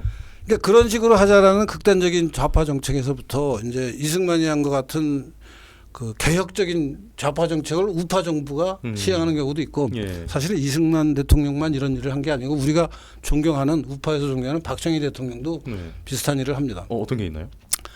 아시는지 모르겠는데 83 조치라고 있어요. 모르겠어요. 이게 예. 70년대 초반에 예. 이제 우리나라가 중화학공업으로 넘어가는데 예. 그 기업이 투자를 많이 해야 되는데 그때 기업이 빚을 많이 지고 있었어요. 사채를. 예. 그러니까 기업이 사채 시장에서 돈을 많이 끌어다가 이제 투자를 했는데 그 예. 투자가 즉각적인 이익으로 돌아오는 게 아니라 시간이 많이 걸리는 중화학공업이라는 게 투자를 엄청 오랫동안 해야지 그다음에 리턴이 생기잖아요. 네. 그러니까 이제 시달리는 거예요, 기업이. 그러니까 사채 시장에서 돈을 끌으면서 높은 이자를 지불해야 되고 그러네. 투자한 데서는 수입이 생기질 않고. 예. 그러니까 이제 기업이 죽겠다고 도산하겠다고 난리치니까 박정희 대통령이 어느 날 83 조치라는 걸 해서 기업이 사채 시장에서 빌린 돈을 다 동결을 해버려요. 사실은 극단적인 사회주의 정책 중에 하나죠. 그렇네요. 동결을 하면 사채업자들은 사채업자들은 그래서 그거 못 받는다. 그러니까요. 이자 못 받고 원금도 못 받고 뭐 난리가 난 거예요. 원금도 와. 예. 그래가지고 기업을 살려요. 예. 그래서 우리나라가 70년대 중화학공업화가 돼서 예. 방위산업이 발전하고 지금 리턴이 50년 후에 예. 지금 K 방위산업이 지금 전 세계를 석권하고 있잖아요. 아니 근데 그 당시 사채라는 게 지금의 뭐 악덕 사채 그런 게 아니라 그냥 민간 금융시장이었던 거 아니에요? 아니 근데 이제 그때나 지금이나 예. 모든 이제 금융은 예. 1금융권, 예. 2금융권, 예. 근데 사채, 그렇죠. 이게 이제 금융의 근데 이게 넘어갈수록 이자가 높잖아요. 그렇죠. 예. 그러니까 사업을 하다 보면 돈이 급전이 필요해서 예. 돈이 앞으로 들어올 건인데 현재는 없고 네. 자기가 갚아야 될 건 있고 뭐 예. 그러면은 하루라도 돈을 땡겨다가 쓰고 그래서 부도를 안 내고 부도를 막고 이제 그다음에 이 사람한테 빌린 다음에 예. 여기서 돈이 들어오면은 이걸로 갚고 뭐 그런 일을 부지기로 하는 게 비즈니스 하는 사람들의 일상이거든요. 정주영 회장 일대기 들어봐도 뭐 아니, 명동에 유명하신 분도 네. 뭐 이렇게 만나고 그러잖아요. 그러니까 그런 분들의 이자가 높죠. 예, 그렇죠. 사채가 그러니까 당연히 금융권보다는 이자가 높고 예. 그게 이제 너무 심하게 그걸 이제 심해지면은 그걸 그 고리대 자본이라고 예. 우리가 용어 그런 용어들 붙이기도 하는데 영어로는 유저리 캐피탈이라고 예. 고리대 자본. 그 고리대 자본의 폐해가 커지면은 기업이 발전하기 힘들어요. 네. 기업이 돈을 꿔서 이제 처음부터 돈을 다 가지고 준비한 자금을 다 가지고 기업하는 사람이 없지 않아 있을 수 있지만 네. 별로 없고 대부분은 돈을 빌리잖아요. 예. 자기가 시작할 때 투자하겠다. 나는 이만큼 돈을 쓰겠다 그러고 준비한 돈을 가지고 사업을 해도 사업의 상황에 따라서 뭐 돈을 막 네. 추가로 필요로 하게 되고 그렇죠. 그런 돈을 이제 사채가 기업이 많이 쓰니까 이게 박정희 대통령이 생각하는 어떤 이 산업구조 조정, 그러니까 산업구조의 고도화로 이게 잘 진행이 안 되는 거예요. 그러니까 83 조치라고 해서 사채를 완전히 동결합니다. 그래서 난리가 났었어요. 그때. 잘 모르는 일이실 텐데 댓글에서도 잘 모르시는 거예요. 아예 83 조치 아는 분들은 내 나이나 돼야지 알 겁니다. 그렇구나. 70년대 예. 연도를 모르는 70년대 초반일걸요. 아유, 지금 그 내일은 없다님과 또 꽃길님께서 추운 날에도 불구하고 좋은 강의 해주셔서 감사합니다라고 또 이렇게 상록수님도 아이고 예, 뭐. 계속 후원을 보내주고 요새는 뭐 이제 좀 풀리셨나 보네. 옛날에는 예, 저희가 작년 11월에 법정 구속에서 해제돼가지고요. 옛날에는 뭐 네. 후원을 해도 받을 길이 없다고 뭐 징징거리더니 아이고 축하합니다 이거. 아유, 감사합니다. 아유, 네. 이게 웬 이게 저희 후원 받을 때마다 이렇게 한 마리씩 분양하고 있습니다. 네. 예, 아유 감사합니다. 이게 또 그러면은 네, 이렇게 토지 개혁에 그렇게 성공하셨잖아요. 예. 근데 저는 아니 그러니까 거기서 보고 있는 포인트가 뭐냐면은 일단은 수적으로 확실하게 압도적으로 적은 수의 사람들을 이제 많은 사람들이 땅을 갖게 만들었죠. 그 상황 반전이 일어나는데 지금 민주당에서 하는 거는 꼭 반 딱 잘랐을 때 수가 더 많은 쪽 편을 들어가지고 이걸 정치적으로 갈라치기를 한단 말이죠. 그게 파퓰리즘이라고 부르는 네. 건데 이제 우파들은 그런 일을 하면 절대 안 된다라는 생각을 하는 분들이 많은 거는 사실이에요. 우파에서. 예. 그렇지만 나는 이승만이나 박정희 두 우리 우파의 대한민국을 만들고 발전시킨 두 분의 실제 업적을 보더라도 예. 경우에 따라서는 네. 그런 일을 할 수도 있다. 경우에 따라서는 좌파 정부가 하는 일이니까 이것은 우파는 절대 하면 안 된다라고 나는 경직되게 판단할 필요는 없다고 생각하고요. 네. 상황에 따라 네. 그런 일을 해서 예. 장기적으로 자유시장 경제가 발전할 수 있으면은 네. 일시적으로 자유시장 경제의 원칙에 조금 반하더라도 네. 그런 것을 해서 그 특정한 국면에서 걸림돌이 되고 있는 문제를 해결하는 그럴 수 있는 게 우파여야 된다. 그럼 만약에 극단적으로 정부가 갖고 있는 공공임대주택 있잖아요. 네. 이것을 강제로 집이 없는 사람들한테 그냥 소유권을 줘가지고 이렇게 막 나눠놓고 그러면 이 사람들이 집을 가지다 보니까 뭐 민주연구원의 보고서처럼 보수화가 돼가지고 자기가 시장 경제의 마인드를 가지고 살아간다.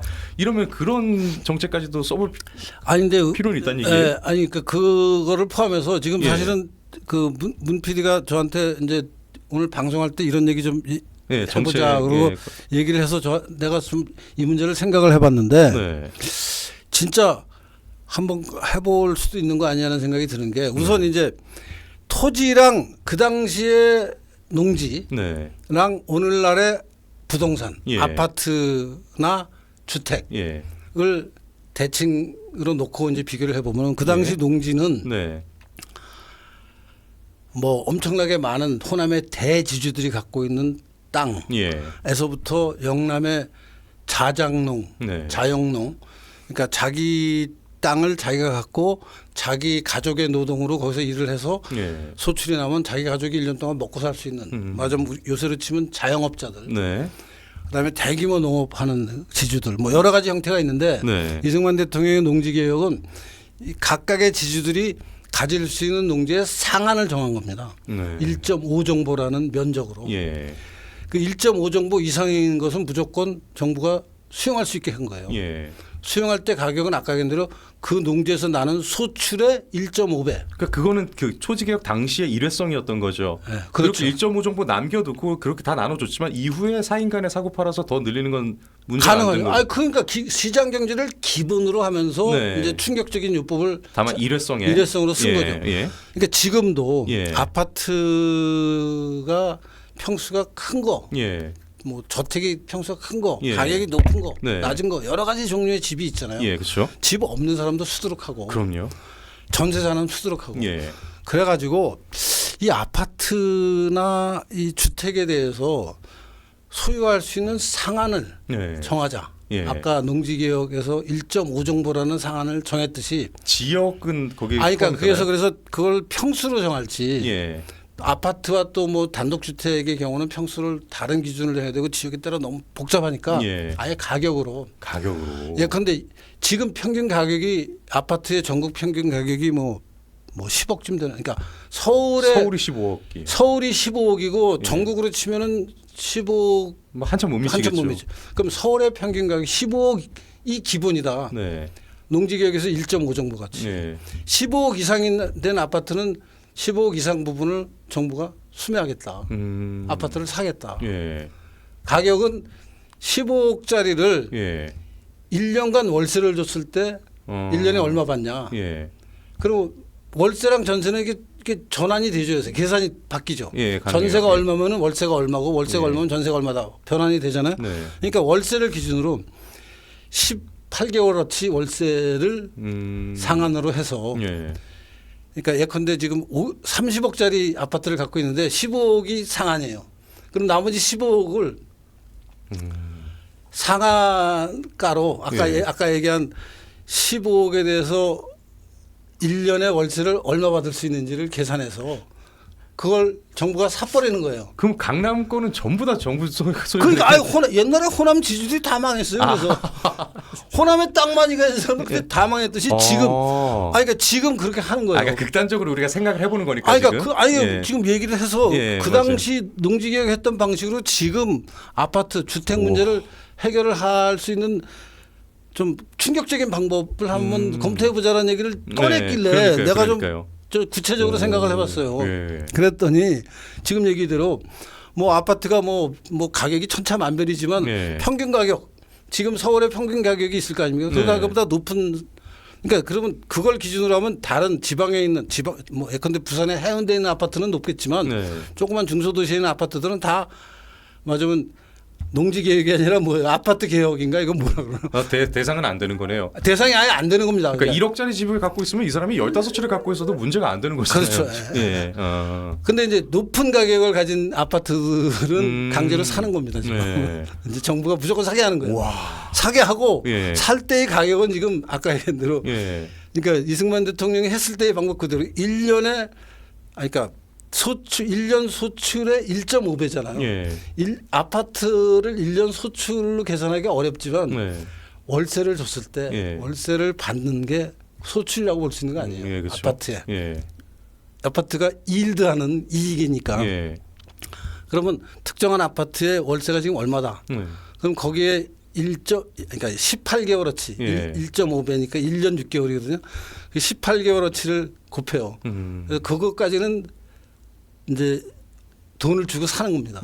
그거 넘은 거는 그냥 강제 수용을 하는 거예요. 그건 세입자들이 그렇게 한다는 얘기인가요? 아니죠. 이제 집을 가진 사람한테 그 돈을 주고 그 집을 정부가 싸게 사는 거죠. 사고 나서 그다음에 이제 세입자한테도 똑같이. 그러니까 아까 이승만 대통령이 농지개혁할 때 1.5배 가격을 5년에 나눠서 내라 그랬죠. 1년에 30%, 150% 가격을 1년에 30% 매년 30%씩 내면은 150%가 되니까 5년 후면은 자기께 완전히 되는 거죠. 저 반론 있습니다. 그러면. 잠깐만요. 여기서도 아까 얘기한 전국 기준에 넘어가는 건 그런 식으로 계산을 해서 그 계산분만큼 이제 그 집에 들어올 사람이 그걸 부담하게 해서 그러면 정부가 재정적으로 부담을 안 해도 되죠. 근데 대칭적이지 않다라는 생각이 들어요. 이승만 대통령이 땅을 그렇게 여기서 1.5 정보를 빼놓고 나머지를 뜯어놨을 때 그 땅 한 덩어리였던 땅이 여러 사람에게 나눠졌잖아요. 근데 지금은 비싼 집 하나를 이 사람한테 정부가 이게 몰수를 할게요. 유상 몰수를 한다 하더라도 이 집이 여러 사람에게 나눠지진 않죠. 이제 그런 기술적인 문제가 있어요. 그러니까 땅은 주어진 조건이 새로 공급이 어려운 겁니다. 물론 뭐 바다를 간척하고 또 산지를 개간하고 해서 땅이 늘어날 수는 있지만 지금 아파트를 우리가 짓듯이 공급을 늘릴 수는 없어요. 땅은. 근데 아파트는 공급이 건설업이 들어가서 지으면은 물론 위치가 조금 차이가 나서 뭐 교통이 편리한 지역, 뭐 상권이 좋은 지역 이런 게 차이가 나겠지만 공급은 무제한으로 가능한 겁니다. 그러니까 지금 얘기대로 이제 구체적으로 들어가면은 지금 얘기대로 아까 한 사람 이게 이만큼 가격인데 결국 집이 하나밖에 못 들어가니까 지금 땅을 여러 개로 나눈 거하고 달라지지 않냐 하는데 소유자가 늘지 못하니까 그 대신 아까 얘기한 대로 이제 소유자는 한 사람밖에 그 고급집에 못 들어가게 되니까 그거랑 똑같은 가격에 공공주택을 지금 아파트 공급을 정부가 늘려서 거기 그 가격으로 거기 들어가게 하는 거예요. 그러면 물론 이제 세입자 입장에서 자기가 새로 집을 받는데 어떤 사람은 강남에 받고 어떤 사람은 막 새로 개발된 신도시에 아파트를 진 거에 받게 되지만 옛날에 농지개혁 때도 그랬어요. 문전 옥답을 받는 사람도 있고 황무지를 그래서 그 정도 차이는 감수를 하고 전체적으로 보면 세입자가 유리하게 되는 그런 정책을 할 수도 있지 않겠느냐 하는 아이디어를 내가 얻었다니까요. 어제. 생각도 안 하고 있다가. 우리 굉장히 재밌는 접근인 것 같아요. 사실 여러분 그 인터뷰 중에 왜 이렇게 이 얘기를 길게 했냐면요. 그만큼 이렇게 이야기를 나눠봐도 관련된 정책을 하나 이렇게 짜는 게 그렇게 어렵잖아요. 그 이승만 대통령의 농지개혁이 얼마나 더 엄청난 것이었다는 것을 다시 한번 간접적으로 또 알 수 있는 것 같아요. 그때 그리고 이해 당사자들이 많아가지고 이승만 대통령뿐 아니라 한민당은 당시 왜 그 호남의 지주들이 만든 정당이잖아요. 한민당과 또 그 당시에 좌익 정당들은 또 예. 노동자 농민 이해관계 한다 그러면 그러니까요. 그 사람들이 엄청 그때도 갈등하고 싸웁니다. 예. 그래서 국회에서 뭐 난리가 나고 뭐 왔다 갔다 뭐 상공부안 뭐 경제개혁안 뭐 온갖 안들이 있고 네. 그런 것들이 막 서로 간의 논쟁을 거치다가 마지막에 최종 결정안을 하고 이승만 대통령의 정치적 의사결정의 중요한 그 측면은 타이밍을 절대 놓치지 않아. 이게 그래서 논쟁이 시작되면 끝이 안 납니다. 그러니까요. 사실은. 예. 네가 올래 내가 올래. 예. 그러고. 그런데 이승만 대통령이 그걸 빨리 결정합니다. 밀어붙입니다. 네. 그래서 맞으면 6.25 직전까지 이걸 밀어붙여가지고 예. 6.25 때 땅을 가진 내 농민들이 생겼어요. 네. 그래서 6.25 전쟁이 벌어지니까 이 농민들이 아, 내 거니까. 내 거를 내가 지켜야지 그러면서 예. 전쟁에 적극 참여합니다. 그게 그러니까 지나고 나서 보면 정말 신의 한 수예요. 그러니까요. 그때는 아무도 몰랐죠. 예. 이걸 왜 이렇게 시간을 빨리 푸시를 하느냐. 더 충분히 논의를 하자. 질질 끌자. 예. 그런 얘기가 얼마나 많았겠어요. 그러니까 우리도 지금 만약에 이걸 하면은 입안을 잘 한 다음에 논란을 좀 해야겠죠. 네. 한시적으로 논란은 6개월이다. 최대. 6개월 안에 결론을 내자. 예. 밀어붙여야 됩니다. 이걸 할 수 있으면은 아, 타이밍도 중요 요소는. 타이밍이 네. 정치는 타이밍이 제일 중요합니다. 그러니까요. 와. 아유. 이렇게 하면은 네. 맞으면 이승만 대통령의 농지개혁, 박정희 대통령의 83 조치에 예. 버금가는 새로운 그로부터 50년이 지난 예. 100년이 지난 오늘날 좌파식 문제를 해결하는 방법도 국가 전체의 발전에서 필요한 경우가 있다. 그러니까 중요 전제 조건이네요. 그게 아무리 우파라고 하더라도 우파 정당이 우파적인 가치를 위해서는 좌파적 성향의 정책을 일단은 도입을 할. 그러니까 경우에 따라서 사안에 따라서 또 제한적으로 무제. 예. 그러니까 그래서 완전히 사회주의 정권 경제 체제로 가자는 얘기가 아니고 예. 이걸 자본주의가 시장 경제가 안정적으로 운영할 수 있는 어떤 밑바탕을 만드는 기회로 삼자. 예. 실제로 농지개혁이나 83 조치가 딱 그렇게 만들었거든요. 맞네요. 우리나라. 또 두 대통령의 케이스를 보면 일회성으로 딱 진짜 핀셋으로 딱 정확하게 시행했고요. 그러니까 그런 부분도 우리가 고려해야 될 걸로 생각할 수 있지 않나 하는 생각이 들었습니다. 아유 감사합니다. 교수님 비롯해서 저희 임보규 회장님 등 이승만 대통령에 대해 연구하고 진실을 밝히고자 노력하신 분들의 가장 큰 업적이라면 아무래도 그 이 런승만 멸칭으로부터 명예회복을 시키신 게 아닐까 생각해요.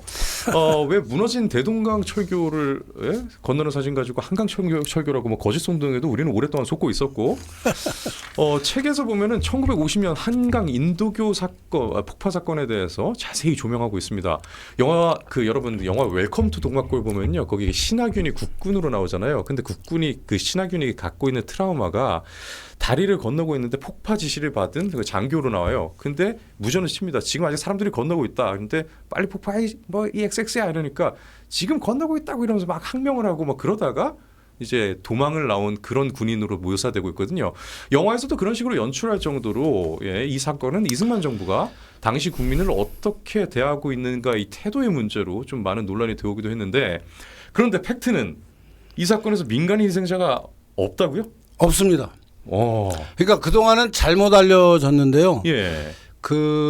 저도 이 결론을 얻는 과정에서 조금 실수도 했고 한데 결론은 여러 자료를 크로스 체크하고 검토해 보니까 그러니까 한강교 폭파가 그러니까 6월 25일 새벽 4시에 전쟁이 벌어졌고 6월 28일 새벽 2시 반인가에 폭발을 합니다. 비가 엄청나게 많이 내리던데. 비가 많이 내리고 그럴 텐데 그 폭파되는 순간이 새벽 2시인데 그 전날 9시부터 그러니까 그 폭파되는 다리로 민간인이 지나가지 못하도록 경찰과 헌병이 통제하고 있었어요.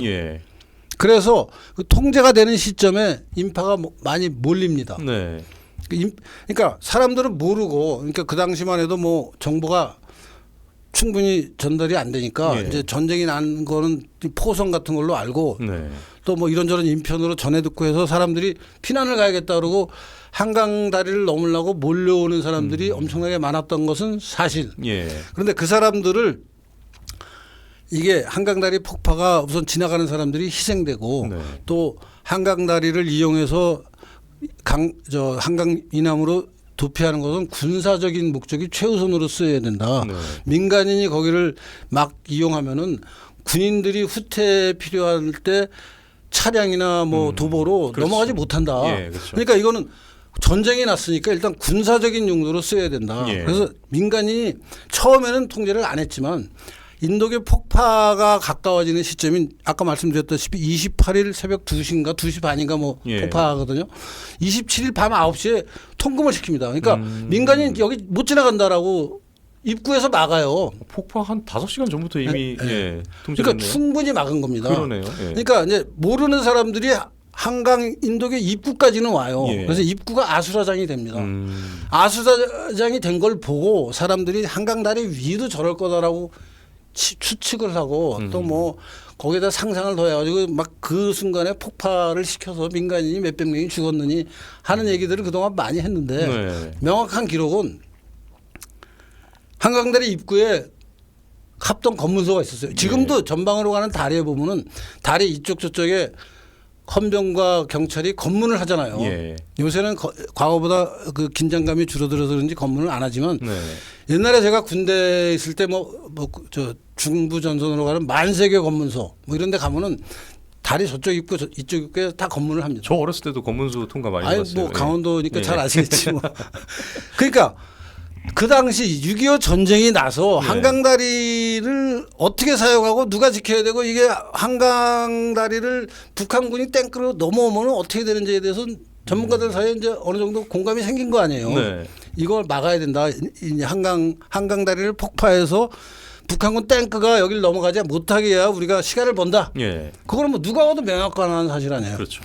그리고 북한군 탱크가 밀고 내려오기 전에 그러면 우리 군대가 그러니까 피난이 아니라 후퇴죠 그때는. 예. 후퇴를 해야 된다. 그래서 후퇴를 제대로 못 시켜서 그러니까 그 당시 여러 가지 조정을 못해서 맞으면 한강 이북에 있는 우리 군대가 한강다리가 폭파되고 나서 후퇴를 해야 되는 시간을 못 맞춰서 맞으면 희생이 많았습니다. 네. 그것 때문에 이승만 대통령 정부가 많이 비난을 받기도 해요. 네. 그 부분은 전략적으로 잘못된 거다. 근데 뭐 네. 그게 직접적인 이승만의 책임인지는 모르겠지만 네. 아무튼 뭐 그 군인들의 희생이 많게 돼서 이승만 대통령이 그 문제에 좀 책임을 져야 되는 거 아니냐 하는 네. 것까지는 인정할 수 있어요. 근데 전쟁이란 게 기습을 당했고 네. 우리가 최선을 다하다가 뭐 작전을 잘못 쓸 수도 있는 거 하여튼 네. 그런 일인데 그동안은 그 비난을 하는 사람들이 더 악질적으로 얘기하는 것은 민간인이 지나가는 것을 알면서도 그냥 폭발을 터뜨렸다. 시켜가지고 민간인을 죽였다라는 예. 식으로 해석을 했는데 예. 그게 아니다라는 거예요. 그러니까 아까 영화에서도 연출도 보면 이제 보찜 이렇게 지고 그러니까 그게 가는데 다 거짓말이에요. 예. 그러니까 이게 선정선동이에요. 지금. 그러니까요.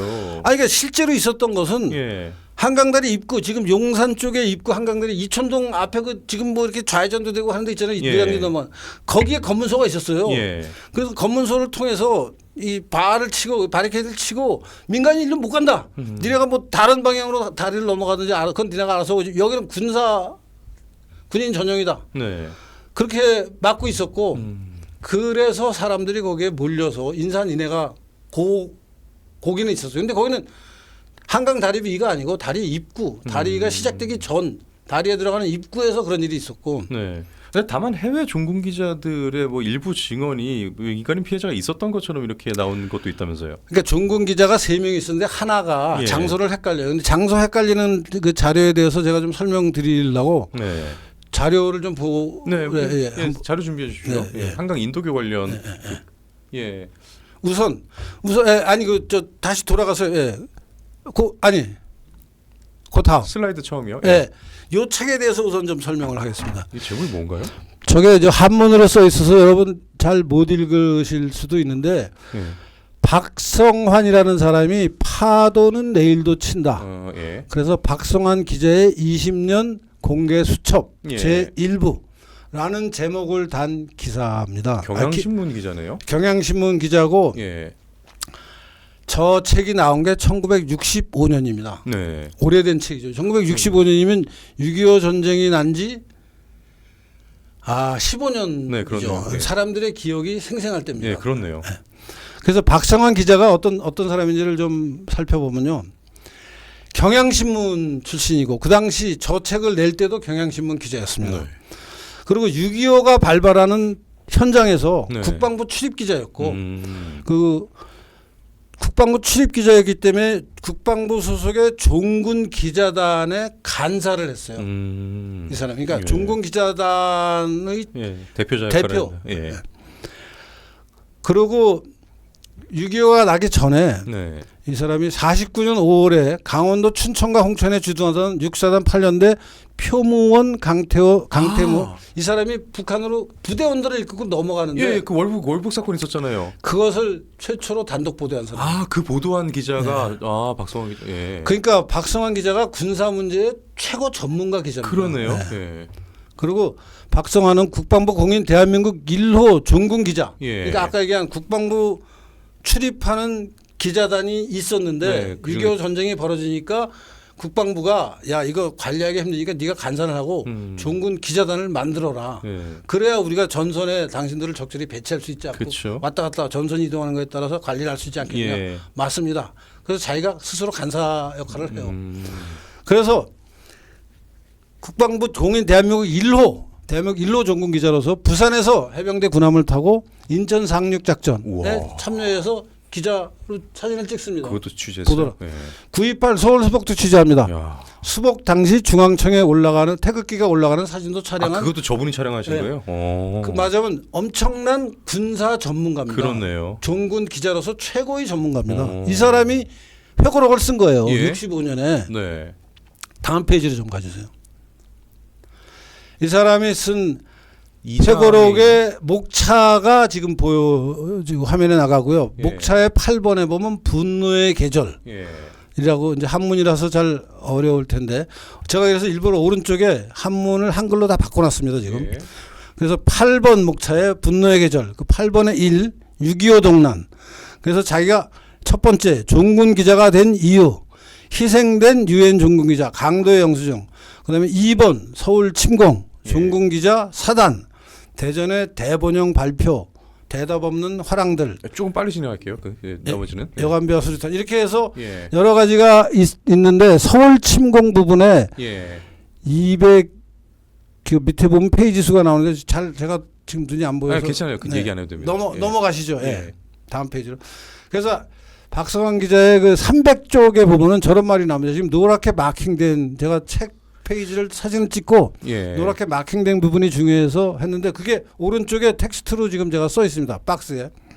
파란 박스에. 27일 밤 9시경부터 한강다리는 보통 사람들이 지나다니는 것이 금지되었다라고. 저 말이 검문소에서 예. 통제를 했다는 말이에요. 예. 그렇네요. 6.25 종군 기자가 저렇게 증언하고 있어요. 그러네요. 지금. 더 이상 뭐가 필요해요. 어. 근데 아.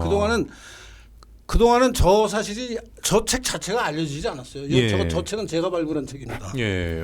이 책 자체가 많이 알려지지 않아서. 알려지지 않았습니다. 예. 다음 페이지 가주시죠. 네. 그다음에 이제 인파가 밀린 지점에 대해서 인파가 한강다리 전체에 밀렸다고 그동안 사람들이 알고 있는데 예. 그게 아니고 네. 검문을 하니까 예. 그래서 군인만 통과시키니까 예. 민간인이 못 들어가니까 바로 앞에 있는 사람들은 군인이나 헌병이 안내를 할 거 아니에요. 여기 못 갑니다. 그러면 못 가라고 해서 왜 못 가냐 뭐 신경이 하고 뭐 난리를 치고 있고 저 뒤에 있는 사람들은 인파의 뒤에 무슨 일이 벌어졌는지도 모르고 기다리고 있는 거겠죠. 그래서 막 용산 쪽이 난리가 났겠죠. 예. 그런 상황일 거 아니에요. 예.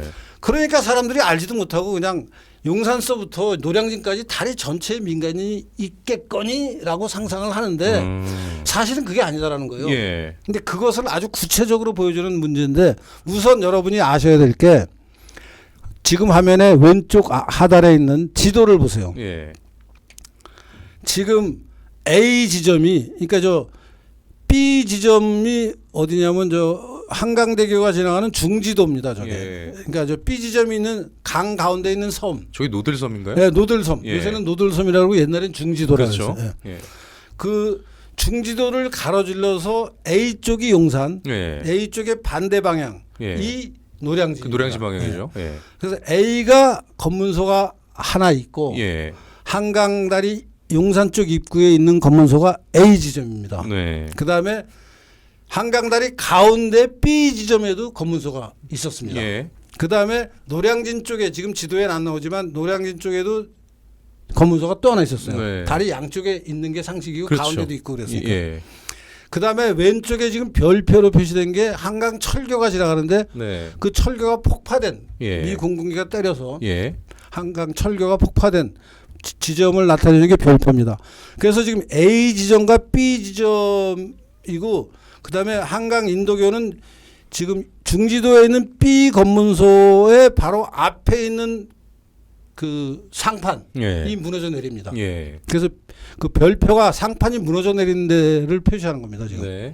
그래서 A와 B를 구분을 하셔야 되는데 위치를 저 장소를 사람들이 회고록을 쓸 때 아까 예. 중국 기자단의 기자들이 쓴 외국 기자들이 쓴 거에도 보면 저 A와 B를 헷갈리는 기사가 나왔다고 얘기를 하셨는데 우리나라 사람이 쓴 군인들이 쓴 회고록도 헷갈리고 있어요. 그래서 인파가 밀린 지점에 대한 회고록의 혼선이 이창록이라는 그 당시 정훈 장교 소위 있던 사람이 회고록을 쓴 게 있습니다. 그래서 왼쪽은 지금 이창록의 회고록인데 당시 계급이 소위였던 정훈 장교 이창록은 다음과 같은 기록을 남깁니다. 중지도 파출소 옆까지 천신만고 끝에 가까스로 달려온 두 장교가 있었다. 6번 작전국장인 장창국 대령과 작전과장인 정래혁 중령이었다. 조선일보 81년 6월 6일 날 전환기의 내막이라는 회고록에 이창록이 남긴 내용입니다. 예. 그러니까 이창록은 지금 B까지 군인인 장창국과 정래혁이 왔다고 생각한 거예요. 예. 근데 정래혁과 장창국 역시 회고록을 남깁니다. 예. 근데 그 사람들이 낸 회고록을 보면은 이창록이 낸 회고록과 달라요. 당시 계급이 중령입니다. 정래혁은 나중에 국방부 장관도 하고 굉장히 잘 나갔던 분이에요. 당시 정래혁은 한강교 저거 뭐가 가려서 잘 안 보이는데 로고 때문에 아무튼 예. 폭발을 네. 연기시키려고. 한강교 폭발을 연기시키려고 이제 한강교 폭포가 너무 빠르다. 예. 왜냐하면은 아직 한강 이북에 남아 있는 군인들이 미처 한강 이남으로 못 가고 있는데 새벽 네. 2시 반에 폭발을 예정하고 있으니까 조금 더 연기시켜라라는 오더를 받고 가는데 예. 전달이 안 돼요. 저게. 전달이 안 된 과정을 설명하는 겁니다. 예. 한강의 폭발을 연기시키려고 차량의 물결을 헤치고 겨우 북한강 파출소 앞에 이르렀을 때 폭발을 A 당했습니다. 지점에 왔을 때. 북한강 파출소가 용산 쪽에 있는 예. 한강 파출소입니다. 네. A 지점에 있는. 예. 그게 중앙일보에 나오는 그 그쵸. 정래혁의 회고록의 내용이에요. 예. 장창국의 회고록도 있습니다. 당시 계급이 대령입니다. 장창국이 제일 계급이 당시 그렇네요. 높았습니다. 예. 역시 물밀듯 밀려나가는 피란 대열 때문에 물밀듯 밀려나가는 피란 대열 때문에 한강 인도교 어구에서 입구에서 예. 더 이상 전진할 수가 없어서 하차 후 자기도 길을 내려서 인파가 몰려 있으니까 네. 자기도 걸어서 도보로 몇 발 정도 걷자마자 쾅 하는 소리와 함께 한강교가 폭파되고 말았다. 그러니까 자기는 A 지점에서 한강 다리로 진입하는데 예. 폭파가 됐다. 네. 그래서 지금 A 지점과 B 지점 이 그 민간인을 통제하는 그 파출소의 지점으로 지금 아까 얘기한 이창록이라는 소위는 지금 장소를 헷갈린 거예요. 네. 저 사람이. 그러니까 다른 검문소로 헷갈렸군요. 자기는 장창국하고 정래혁이 거기까지 왔다고 썼는데 예. 정래혁과 장창국 본인은 거기까지 못 간다고 지금 쓴 거 아니에요. 그렇죠. 지금. 근데 그 중령과 대령의 이야기를 들어보면은 이미 인파가 몰려가지고 자기들도 못 가는 못 갔다. 상황에서 터진 거잖아요. 그러니까 지금 저 예. 이창록이 한 얘기는 그러니까 통제는 완전히 되고 있는 상황이었고. 회고록이 잘못된 예. 다는 걸 보여주는 거예요. 이창록의 회고는 엉터리다라는 걸 장창국과 정래혁이 얘기하고 주는 거예요. 그러니까 저 정도로 통제가 되고 있는 상황에서 민간인은 당연히 지나가지 않았을 것이고. 못 지나갔죠. 그렇기 때문에 민간인의 희생자는 없었다라고 예, 확인이 또 되는 부분이네요. 아, 그렇네요. 근데 이런 팩트를 예. 그동안 제대로 체크를 안 하고 예. 개판을 치다가 그러니까요. 이승만이 민간인을 죽였다라는 예. 선전선동으로 그냥 그러니까 그 넘어가는 우리의 건국 대통령이라는 사람이 국민을 대하는 이 태도에 대해서 사람들이 많이 의심을 갖게 만들었던 게 바로 그런 선동이었는데 사실은 전혀 그렇지가 않았다는 점. 네. 예. 그리고 너희들은 뭐 죽거나 말거나 난 도망간다 이런 식으로 그동안 계속 이제 악마화를 시켰던 거잖아요. 예. 근데 전부 거짓말입니다. 그러네요. 전부 거짓말. 예, 이승만 대통령 최고 업적이라면은 당연히 우선 건국을 꼽아야겠지만 한미 상호방위 조약 체결이라는 것에 이견이 또 없을 것이죠. 건국을 제외한다면. 근데 이를 가능케 했던 많은 일 중에 초강수로 꼽았던 게 이제 반공포로 석방 문제가 있고, 예. 또 이제 여기에 대해서 좀 여쭤보고 싶은데 이 천재적 외교력의 두 가지를 꼽자면은 반공포로 석방과 독도수호 문제라고 하더라고요. 네. 예. 근데 특히나 독도수호 같은 경우에는 이 몇 개월을 앞두고 거의 천재적 외교력을 발휘한 거라고 하는데 이 두 가지에 대해서 좀 좀 설명을 드리면 우선 반공포로라는 개념을 좀 잘 이해하셔야 됩니다. 예. 그러니까 6.25 전쟁을 했어요. 예. 전쟁이 아직 휴전이 되지 않은 상태입니다. 네. 전쟁을 하다 보면 서로 죽이고 뭐 살리고 하다가 예. 상대방의 군인, 민간인을 포로로 잡는 경우가 생기죠. 예. 그러니까 우리나라 군인이나 네. 유엔군 아래 북한군을 돕던 민간인 네. 온갖 종류의 사람들이 포로로 잡힙니다. 예. 우리나라 북한도 마찬가지로 전쟁을 하다가 대한민국 국군 예. 혹은 유엔군 또 유엔군이나 국군을 돕던 민간인들을 포로로 잡는 경우가 있었겠죠. 예. 근데 휴전을 하면은 이 포로들을 상대방 국가에 보내기로 하는 게 휴전의 가장 기본적인 조건입니다. 예. 그러니까 우리가 잡고 있는 포로, 상대방이 잡고 있는 포로를 교환하고 이제 휴전을 하는 거죠. 그게 휴전의 가장 중요한 조건인데 그 당시에 어떤 문제가 있었냐면 우리가 잡은 포로들 중에 북한으로 돌아가려고 그러는 사람도 그러니까 휴전이 돼서 북한으로 돌려보내면 나 좋다라는 사람도 있지만 나는 공산당이 싫다. 나는 이번에 휴전을 해서 북한에 여러분이 나를 보내려고 하지만 나는 북한 가서 살기 싫다. 나는 자유 대한민국이 좋다. 또 개중에는요 이런 경우도 있었어요. 북한은 중공군이 와서 도와줬잖아요. 중공군 포로도 있습니다. 중공군 포로가 잡히면은 중국인이네요. 중국으로 이제 북한으로 보내면 북한에서 다시 중국으로 보내겠죠.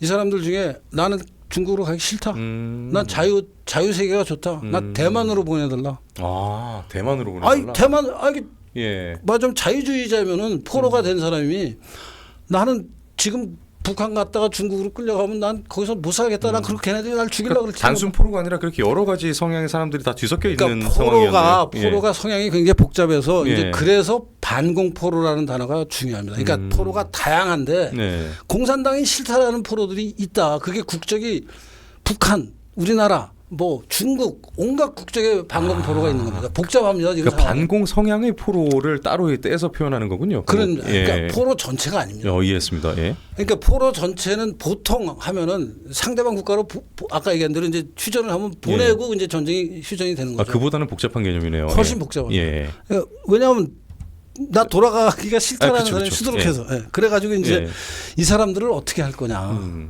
이 사람들을 북한에 보내면은 북한에 차라리 여기서 포로 생활하는 게 낫지. 북한에 가면 자기는 죽는다라는 생각을 하는 사람들이 이 사람들 어떻게 할 거냐. 이승만 대통령이 그러니까 이제 미국은 그게 말하자면 소위 제네바 협약에 따르는 포로 교환이에요. 그렇죠. 미국은 그런 일반적인 어떤 기준을 관철시키면서 이제 휴전을 하려고 그러고 포로 교환에 관해서 이승만 대통령은 이 사람들을 북한에 보내는 것은 인도주의적인 차원에서 할 일이 아니다. 그래서 이제 포로 교환에 대한 입장이 달라지는 거예요. 그 입장이 달라지는 것을 미국은 수용을 안 해요. 근데 어느 날 이승만 대통령이 이 포로 수용소는 미군의 관할하에 있었는데 우리나라 헌병대를 시켜서 기습으로 전국의 산재에 있는 포로 수용소에서 반공포로는 다 나와라. 석방한다. 미군의 허락 없이 협의 없이 일방적으로 석방을 해버린 거예요. 그래도 그 교도소 안에서도 이 반공포로들은 따로 이렇게 좀 했나 보네요. 그러니까 그 당시 한 방에 섞여 있지 않고 포로 수용소가 뭐 거제도에 있는 게 가장 대표적이었는데 그 포로들 안에서 반공포로와 또 친공포로가 포로들끼리 엄청나게 싸움을 합니다. 뭐 죽이고 난리를 칩니다. 그러니까 그 안의 전선이 실제 6.25 전쟁보다 더 심한 전쟁이 있었어요. 그러니까 이게 통제가 안 되는 거예요. 막 지하 땅을 파서 외부에서 포로 수용소까지 지하 땅굴을 파가지고 무기를 넣어줘요. 그 무기 가지고 미군의 헌병대가 통제를 제대로 못하는 순간에 사람을 죽이고 난리를 칩니다. 포로 수용소에서. 일단은 그 갈라놓긴 했었겠네요. 방공포로가. 아, 이게 일단 네. 이제 방공 포로냐 아니냐에 따라서 예. 이제 관리의 필요성에서 갈라놨는데 그러니까요. 또 갈라놓더라도 뭐 예컨대 포로들 데리고 어디 가서 무슨 일을 한다, 사역을 한다 그러면 거기 또 같이 섞여서 가잖아요. 네. 그러니까 이게 그땐 또 싸우고. 네, 그때 뭐 기회가 봐서 뭐 싸우는 게 아니라 서로 죽이는 거죠. 아, 그러니까요.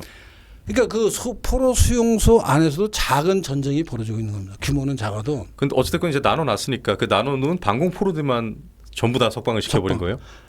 그래서 그 포로 수용소가 한 군데 가지고 뭐 열 몇 군데 있었어요. 예. 그래서 그것을 한 전체 한 2만 명인지 예. 3만 명인지 되는 숫자를 원영덕이라는 이승만의 측근이 하나 있습니다. 예. 헌병사령관인데 원영덕이 일시에 풀어버립니다. 그래서 그 포로들이 이승만 대통령 만세하면서 그 이승만 대통령 사진을 듣고 행진을 합니다. 그럼 그 방공포로를 그렇게 다 강제로 석방시켜버린 게 왜 천재적 외교를 여기는 거예요? 아니 그러니까 예. 이제 이승만 대통령은 그 당시 입장이 네. 휴전을 하지 말고 네. 지금 우리가 군사력으로 여러 가지 제공권이나 다 갖고 있으니까 우리가 집중적으로 전쟁을 하면은 네. 북진 통일에 성공해서 한반도를 맞으면 공산주의를 몰아낼 수 있다. 예. 맞으면 자유민주주의 통일을 갈 수 있다라는 네. 입장인데 미국은 그렇게 하면 희생이 더 커지니까 예. 이제 전쟁을 그만하자. 그래서 애초에 남북한이 38선에서 분단이 돼 있었는데 네. 지금 휴전을 하면은 그때랑 비슷한 상황으로 분단이 유지가 되니까 네. 이 정도로 이제 전쟁을 끝내자. 네. 라는 입장이고 이승만은 아니 지금까지 2년 동안 이렇게 난리치고 싸워서 희생을 이렇게 했는데 통일도 못하고 자유민주주의 통일도 못하고 이렇게 분단으로 전쟁이 휴전이 되면 어떡하느냐. 그런 입장 차이가 있어서 네. 이승만은 계속 전쟁을 하자. 예. 미군이 계속 우리를 도와야 된다. 예. 미군이 안 도와주면 우리 단독으로라도 하겠다라는 네. 강경한 입장이었고 예. 미군은 어떻게 하든지 이제 소련이나 소련은 직접 개입은 안 했지만 중공군, 네. 북한군하고 이제 협상을 해서 휴전을 하자라는 입장이고 그래서 이제 휴전을 하는데 가장 중요한 게 포로 교환이거든요. 예. 포로 교환에 관한 제네바 원칙을 적용하자. 그 제네바 원칙을 적용하는 것은 반공포로와 친공포로를 구분하지 않고 다 북한에 보내는 거야. 네. 그렇게 하려고 그러는데 이승만이 어느 날 반공포로를 다 석방을 해버린 거야. 교환을 할 수 있는 사람을 없애버렸네. 그러니까 이제 예. 친공포로는 남아있죠. 예, 그러니까요. 그 사람들만 돌려보내고 예. 반공포로는 자유 대한민국에 살게 하자. 그러니까요. 대만에 살게 하자. 강제로 풀어버렸네요. 그러니까 그냥 예. 풀어버리니까 자유가 된 거지. 예, 그러니까요. 그러니까 이제 난리가 났죠. 그래서 뭐 미군이 이승만이 휴전의 걸림돌이다. 예. 그래가지고 심지어는 에버레디 작전이라고 예. 제거 작전이었죠. 이승만 대통령이 제거 작전까지 수립을 예. 합니다. 그러니까요. 그래서 미 군정이 이런 경우에는 그 남한에 맞으면 군정을 다시 그러니까 계엄령을 선포하고 군정을 하고 이승만 같은 휴전 반대 세력을 맞으면 연행해서 예. 그 처리하자 네. 그런 계획을 세웠다가 후퇴합니다. 그러니까 정말 벼랑 끝 외교고 그렇네요. 만약에 그게 미군의 그 실제 그 결정이었으면 전 역사가 어떻게 됐을지 정말 모르는 거죠. 그러네요. 그래서 이승만 대통령이 천재적인데 이런 일을 하면서 이승만 대통령이 또 동시에 한 게 독도를 지키는 그러니까요. 평화선을 선언했는데 그게 52년 1월이에요. 네. 우리가 전쟁을 53년 7월에 휴전했다고 알잖아요. 네. 근데 전쟁을 끝마치는 거하고 동시에 또 중요한 일이 일본의 전후 처리를 어떻게 할 것이냐는 샌프란시스코 평화조약, 예. 강화조약에 이제 그 합의가 되고 네. 그게 국제사회에서 비준이 되면은 일본의 주권이 회복이 됩니다. 그러니까 일본도 이제 전쟁이 진 나라라서 미 군정이 예. 그 군정을 했잖아요. 네. 우리나라에 군정하듯이. 근데 그게 이제 샌프란시스코 평화조약이 합의가 되고 비준이 돼서 국제사회가 다 인정을 하면은 이제 미군정이 빠지고 일본 정부가 정식으로 전후 일본 정부가 정식으로 쓰는 겁니다. 네. 그게 52년 4월의 예정이에요. 네. 그때 이제 영토 주권도 다시 회복이 되는 거고. 그러니까 일본의 주권이 국제사회에서 인정받는 겁니다. 그러니까요. 그러니까 52년 4월로 예정된 샌프란시스코 조약의 반려 시점보다 예. 이승만 대통령이 3개월 전에 3달 전이네요. 예. 딱 3달 전에 예. 전쟁 중에 예. 독도에 대한 영유권을 포함하는 평화선을 이승만 라인을 긋습니다. 그러니까 일본이 예. 어떻게 할 방법이 없어요. 왜냐하면 주권이 없. 자기는 주권이 없는 상태니까. 미군이 지금 통제를 하고 있는데 미군은 예. 그 당시 이승만과 메가더가 네. 굉장히 가까운 사이였고 예.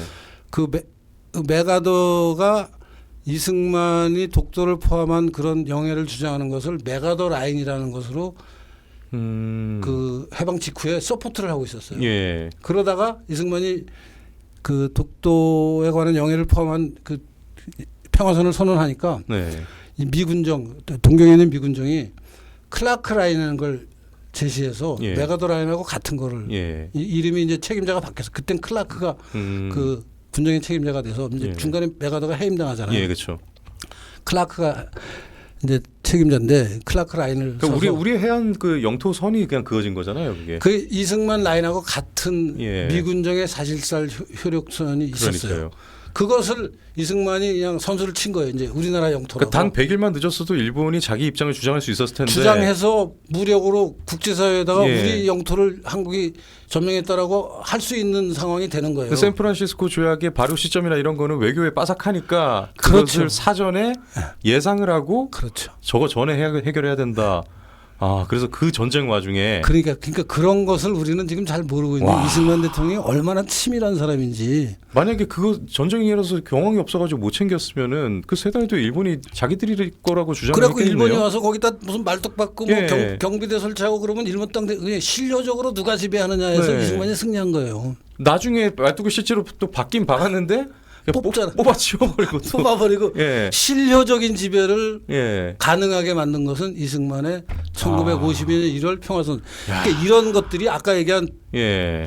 방공포로 석방이나 네. 이 독도에 관한 그 평화선 선포나 이런 네. 것이 정말 피상적으로 보면 뭐 별거 아닌 걸로 생각하고 당연한 걸로 생각하는데 예. 디테일로 들어가면요 엄청나게 그러네. 중요한 것들을 잘 고려해서 예. 국제사회가 그걸 받아들일 수밖에 없게 만드는 그런 이승만의 디테일이 있습니다. 아, 감사합니다. 아, 저 시간상 그 마지막 질문 하나만 더 드릴게요. 이거는 뭐 사전에 저희가 말씀을 드린 거라 가지고 안 다룰 수가 없네요. 김창룡 장군이라는 인물이 등장을 합니다. 그래서 저희가 사전에 교수님 인터뷰를 미리 시청자분들께 공지를 하면서 이 내용을 했는데 우리가 모르고 있었던 박진경 대령이라는 그런 영웅에 대해서 최근에 알려졌듯 우리가 기억해야 될 만한 사람이 한 분 더 있는 것 같다라고 저한테는 이 숙명의 하이라루라는 이 김창룡 장군에 관한 책이 하나가 있습니다. 예, 근데 김창룡이라는 인물이 특무대장이었는데 이분이 지금 제가 진짜 좀 요약해서 먼저 말씀을 드릴게요. 군 내부에 이 고위층의 내사를 했어요. 그 내사에 대한 정보를 내사 결과를 보고를 가는 출근길에 총격으로 암살을 당합니다. 그래서 사망을 하게 돼서 결국은 이제 그 보고는 안 되게 됐죠. 김창룡 소장의 죽음이 이승만 정부 통치 누수와 균열의 시작이라고 보는 시각이 책에는 나와 있습니다. 그래서 이게 지금 왜 이승만 정권의 붕괴와 김창룡 장군이 연관이 있는지 일단은 김창룡 장군이 어떤 사람인지는 좀 최대한 간략하게 좀 얘기해 주시면 좋겠어요. 네, 김창룡 장군은 예. 우리나라 이승만 시대에 정말 중요한 역할을 한 분인데 네. 이분에 대해서 이해나 여러 가지가 피상적이고 제대로 이루어지지 않았는데요. 네. 특무대라는 당시 군 안에 방공 방첩을 하는 가장 중요한 기관이 특무대라는 게 있었는데 그 특무대 대장을 하신 분이에요. 오늘날 방첩대예요? 오늘날니까 무슨 보안사 이런 네, 데죠. 보안사. 네. 그런 기관을 만들고 이끌었고 특무대가 만들어지기 전에 초창기에는 우리나라 군이 처음 만들어지면서 창군 과정에서 네. 좌익들의 도피처가 됐었어요. 아세요? 모르겠어요. 경찰은 예. 뭐 바깥에서 얘기하듯이 친일 경찰을 중하위직에 일제 시대에 중하위직에 있던 친일 경찰을 대한민국 경찰이 많이 받아서 썼다라고 예. 하면서 비난을 하잖아요. 네. 근데 그 비난을 하는 이유가 친일이라서 비난하는 게 아니라 이 사람들이 그래서 일제 때 경찰을 하면서 공산당하고 싸워서 공산당을 검거하는 노하우가 경찰은 많이 있었어요. 아, 그게 또 배경이었어요? 그게 제일 중요한 거예요. 그러니까 경찰은 일제 때 지하에서 활동하는 공산당 세력을 상대로 예. 일제의 치안 유지법이라는 게 우리나라 보안법하고 비슷한 겁니다. 예. 그것을 가지고 마침 지하에서 반정부세 활동을 하는 예. 그 사람들 말로는 독립운동인데 예. 그게 독립운동인지 공산당 만들겠다는 공산주의 국가를 만들겠다는 운동인지도 따져봐야 될 일이지만 그렇죠, 그렇죠. 아무튼 예. 그래서 경찰은 그런 사람들이 많아서 맞으면 해방 정국의 공산주의자들이 경찰에 진입을 잘 못합니다. 네. 근데 군대는 완전히 군대는 아예 없잖아요. 예. 과거에 일제 때 군에 가서 근무한 사람들은 그 정한기 박사가 연구한 육군 특별지원병 예. 정도가 숫자가 많지. 네. 그 사람들이 뭐 몇만 명 정도 되고 네. 그 사람들 빼고 나면은 그 사람들 다 하사관으로 그러니까 맞으면 중하위직 군 경험이 있는 사람들이고 군의 상층부는 만주군관학교, 네. 일본 육사 이런데 몇 사람밖에 없잖아요. 그렇죠.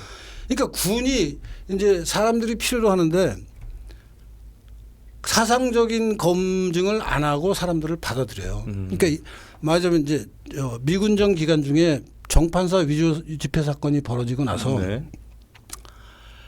좌익에 대한 검거 선풍이 부니까 예. 도피처로 좌익들이 군에 들어갑니다. 군은 잘 안 잡아가니까. 아유 군이 가장 안전하죠. 그러니까요. 예. 그리고 군에서는 당시 미군이 이제 관리할 텐데 뭐 사상적인 검증을 안 하고 군 안에 그래서 좌익들이 무지 많이 들어갑니다. 등잔 밑에 숨었네요. 오. 등잔 밑에 숨은 거예요. 정확합니다. 예. 그래가지고 이 등잔 밑에 숨은 군을 이제 그대로 두면은 이게 여순 사건에서 반란군이 벌어지는 그러니까 예. 군 안에 좌익들이 있는 거고 박정희 아 대통령도 그래서 군내 좌익이 그렇게 많았네요. 네, 예. 박정희 대통령 그때쯤 이제 좌익들하고 접촉을 하면서 남노당에 무슨 뭐가 예. 되고 그러잖아요. 그래서 체포당한 적도 있잖아요. 아니, 예. 그 김창룡이 이제 예. 체포한 건데 예. 그런 식으로 군 안에 엄청나게 많은 좌익들이 있어요. 예. 그래서 이것을 정리해야겠다라는 얘기를 이승만 대통령이 하고 김창룡이 이걸 집행을 합니다. 아. 그러니까 숙군이라고 불러요. 숙군장 과정이죠. 군 안에 좌익들을 정리하는 작업을 예. 김창룡이 주도해서 합니다. 그래서 이것을 6.25 전에 했기 때문에 예. 6.25 전쟁 때 우리 내부의 군이 총뿌리를 우리 쪽으로 돌리지 않았어요. 이걸 안 했으면은 그러네요. 여순 반란 때 맞네요. 예. 위에서 내려오는 명령하고 반대로 지금 지창수랑 뭐 예. 여순 반란 때 총뿌리를 이승만 정권으로 돌리잖아요. 예. 그런 일이 벌어졌을 거예요. 6.25 때. 그 배경이... 그것을 주도한 사람이 김창룡이에요. 예. 그러니까 맞아 반공, 타공이라고 그랬습니다. 예. 공산주의를 때려잡는다. 타공. 예. 가장 중요한 역할을 한 사람이고 이 사람이 그런 역할을 하면서 이승만 대통령의 신임을 얻어서 네. 군 안에서 이제 그 진급을 쭉 하면서 그 암살되는 당일에는 뭘 했냐면요. 아까 설명을 잠깐 하셨는데 당시 군의 최고 지도부가 예. 원면 사건이라고 해서 예. 어떤 일을 하고 있었냐면요. 군에서 이제 그때는 6.25 전쟁이 끝났습니다. 그리고 예. 6.25 전쟁 기간에 군이 엄청나게 팽창을 했습니다. 예. 팽창된 군에 예산이 필요한데 나라가 어려워서 예산을 잘 못 주면서도 군이 대한민국 최고의 선진적인 부분으로 부각돼서 나라를 이끌어가고 있을 때인데 미군이 우리나라한테 지원을 합니다. 네. 니네 늘어난 군인들이 많은데 그 군인들 군복이라도 입혀야 되지 않겠냐. 예. 그래서 미국산 원면 네. 그 원단? 미국산 예. 면화로 예. 만든 원단. 예, 군복 원단을. 군복 원단을 예. 미제를 제공합니다. 근데 그거를 돈이 없다고 슈킹을 했구나. 그냥 슈킹을 한 거지 그걸 시중에서 팔고 예. 값싼 인도산 원면을 삽니다. 아이고. 예. 그러니까 미제 군복을 방산비리네요. 미제 군복을 인도산 군복으로 바꿔치고 그 차액을 예. 군부 상층부가 이 자유당 고위층 이기붕이한테 상납을 합니다. 그러니까 군과 정치가 얽혀 있는 것을 김창룡이 이제 수사를 해서 대통령한테 직보를 하러 가는 길이었어요. 이기붕이랑 엮인 문제를 이기붕과 그 당시 군의 최고 참모총장이 정내혁이 예. 아니 누구야 정내혁이 아니라 누구야 일단은 넘어가겠습니다. 정일권. 예. 정일권이 참모총장, 이기붕이 당 대표. 예. 그래서 원면 사건으로 생긴 돈을 이제 군이 처음에는 먹었다고 생각했는데 조사해 보니까 군이 자체적으로 먹은 건 물론 일부는 먹었지만 예. 절로 간 거예요. 정치권으로. 그러니까요. 상납이었네요. 이것을 이제 밝히는 보고서를 들고 이승만 대통령이 간 거예요. 이게 완전히 평지풍파가 엄청난 비리가 이제 터지는 바로 직전에 이 사정을 아는 누군가가 암살한 거예요. 알고 보니까 정내역의 하수인 허태영이라는 사람이 있어요. 군인입니다. 헌병 출신이고. 정일권의 하수인이요? 정일권. 예. 정내역이 아니라 예. 죄송합니다. 그래서 이제 난리가 나는데 그래서 이 양반이 돌아갑니다. 예. 그러니까 암살을 당해서 그날. 그러고 나서는 이기붕과 정일권의 짬짬이 또 군의 짬짬이 당시 덮였겠네요, 그건 조용히. 덮이고 이제 그 예. 이후에는 이런 어떤 바른 말 하는 사람, 제대로 하는 사람들이 견제를 받고 예. 이승만 대통령은 계속 나이가 들면서 아. 이제 이기붕의 부인 박마리아, 예. 박마리아가 프란체스카 여사와 소통이 잘 되니까 영어를 잘합니다. 예. 이 여자. 박마리아를 통해서 프란체스카를 통해서 이승만 대통령의 의사결정을 장악을 합니다. 이기붕이. 그러면서 이승만 체제가 무너지기 시작. 4.19로 가는 겁니다. 그 만약에 김창룡 장군의 그때 보고서가 전달이 됐고 암살을 안 당했으면은 오히려 이승만 대통령이 당시에 그 정일권이라든지 아니면 이기붕까지도 예 그리고 군 순회에 썩어 있는 그런 거를 다 그때 청소를 했을 거고 그러면은 4.19도 안 터졌을 역사가 거고. 바뀌었을지도 모르죠. 아. 그러니까 근데 그 부분을 또 이 좌익들이 김창룡은 나쁜 사람이라고만 얘기하지 예. 뭐가 나쁘다는 얘기도 안 하고요. 예. 언급을 안 합니다. 그래서 덮여 있어요. 김창룡 장군에 관한 사료가 상당히 많은데 이분은 빨갱이 다 잡아가지고 숙군 작업하시다가 그 진급을 해서는 군 내에 이 수뇌부에 또 비위 감찰해서 정권을 위태롭게 만들일까지 밝혀낸 사람인데 정작 암살을 당하고 지금 악마가 돼 있는 그런 사람이 김창룡 장군이네요. 우리가 그 바로 또 알아야 되겠네요. 그래서 이 부분에 관한 예. 연구 결과가 곧 그 이영훈 교수님 팀이 예. 작업을 하고 있습니다. 지금. 책에도 마지막 챕터에 지금 실어놨잖아요. 김창룡 장군에 대해서. 네. 이것도 지금 이어지고 있군요. 예. 감사합니다. 여러분 오늘 정말 긴 시간 동안 저희와 함께 해주셔서 감사드리는데요. 저희 그 왜 포스터 이미지 하나만 좀 띄워주시기 바랍니다. 오늘 그 이미지 띄우고 방송 마무리 지을게요. 포스터 이미지요. 예. 유 교수님이 그래서 이번에 이 새로 나온 신간을 가지고 예, 지금 북콘서트를 하신다고 합니다. 예, 검은 배경에 있는 이미지 얘기하는 거예요. 예. 네. 그래서 이게 일시가 다음 주 수요일이더라고요. 그렇습니다. 예, 1월 14일 수요일에 예, 이승만 연구원이 저기 그 경복궁 부암동. 예, 왼편으로 이렇게 부암동 쪽으로 넘어가면 있죠. 자암은 넘어가는데. 예, 그래서 예, 자문로 37길 11에 있는 이승만 연구원에서 이 관련돼서 이제 북콘서트를 한다는데 정한기 박사가 서유를 보시네요. 네, 그렇습니다. 예, 그리고 이제 여러분 아마 그 유튜브에서 많이 좀 알고 계실 이 노태정 씨가 또 이렇게 서평으로 또 나오고 이렇게 학생들이 이게 서평으로 나온다고 하는데 예, 여러분 여기 누구나 참석할 수 있는 거죠? 그렇습니다. 예, 오후 3시부터 5시까지 2시간이라고 하니까 여러분 많은 참여 또 관심 부탁드리겠습니다. 연대 이승만 연구원과 포럼 1948이 공동으로 주최하는 북콘서트입니다. 자, 여러분 오늘 짧지 않은 시간 함께해 주셔서 감사드리면서 이만 물러가도록 하겠습니다. 아울러 나와주신 유 교수님 새해 첫 책 인터뷰 또 이렇게 주인공으로 나오셨는데 진심으로 감사드리면서요. 다음에도 또 잘 부탁드리도록 하겠습니다. 감사합니다. 네, 여러분 이만 물러가겠습니다. 내일 박연석 부장님과 다시 돌아오겠습니다. 시청해 주셔서 고맙습니다.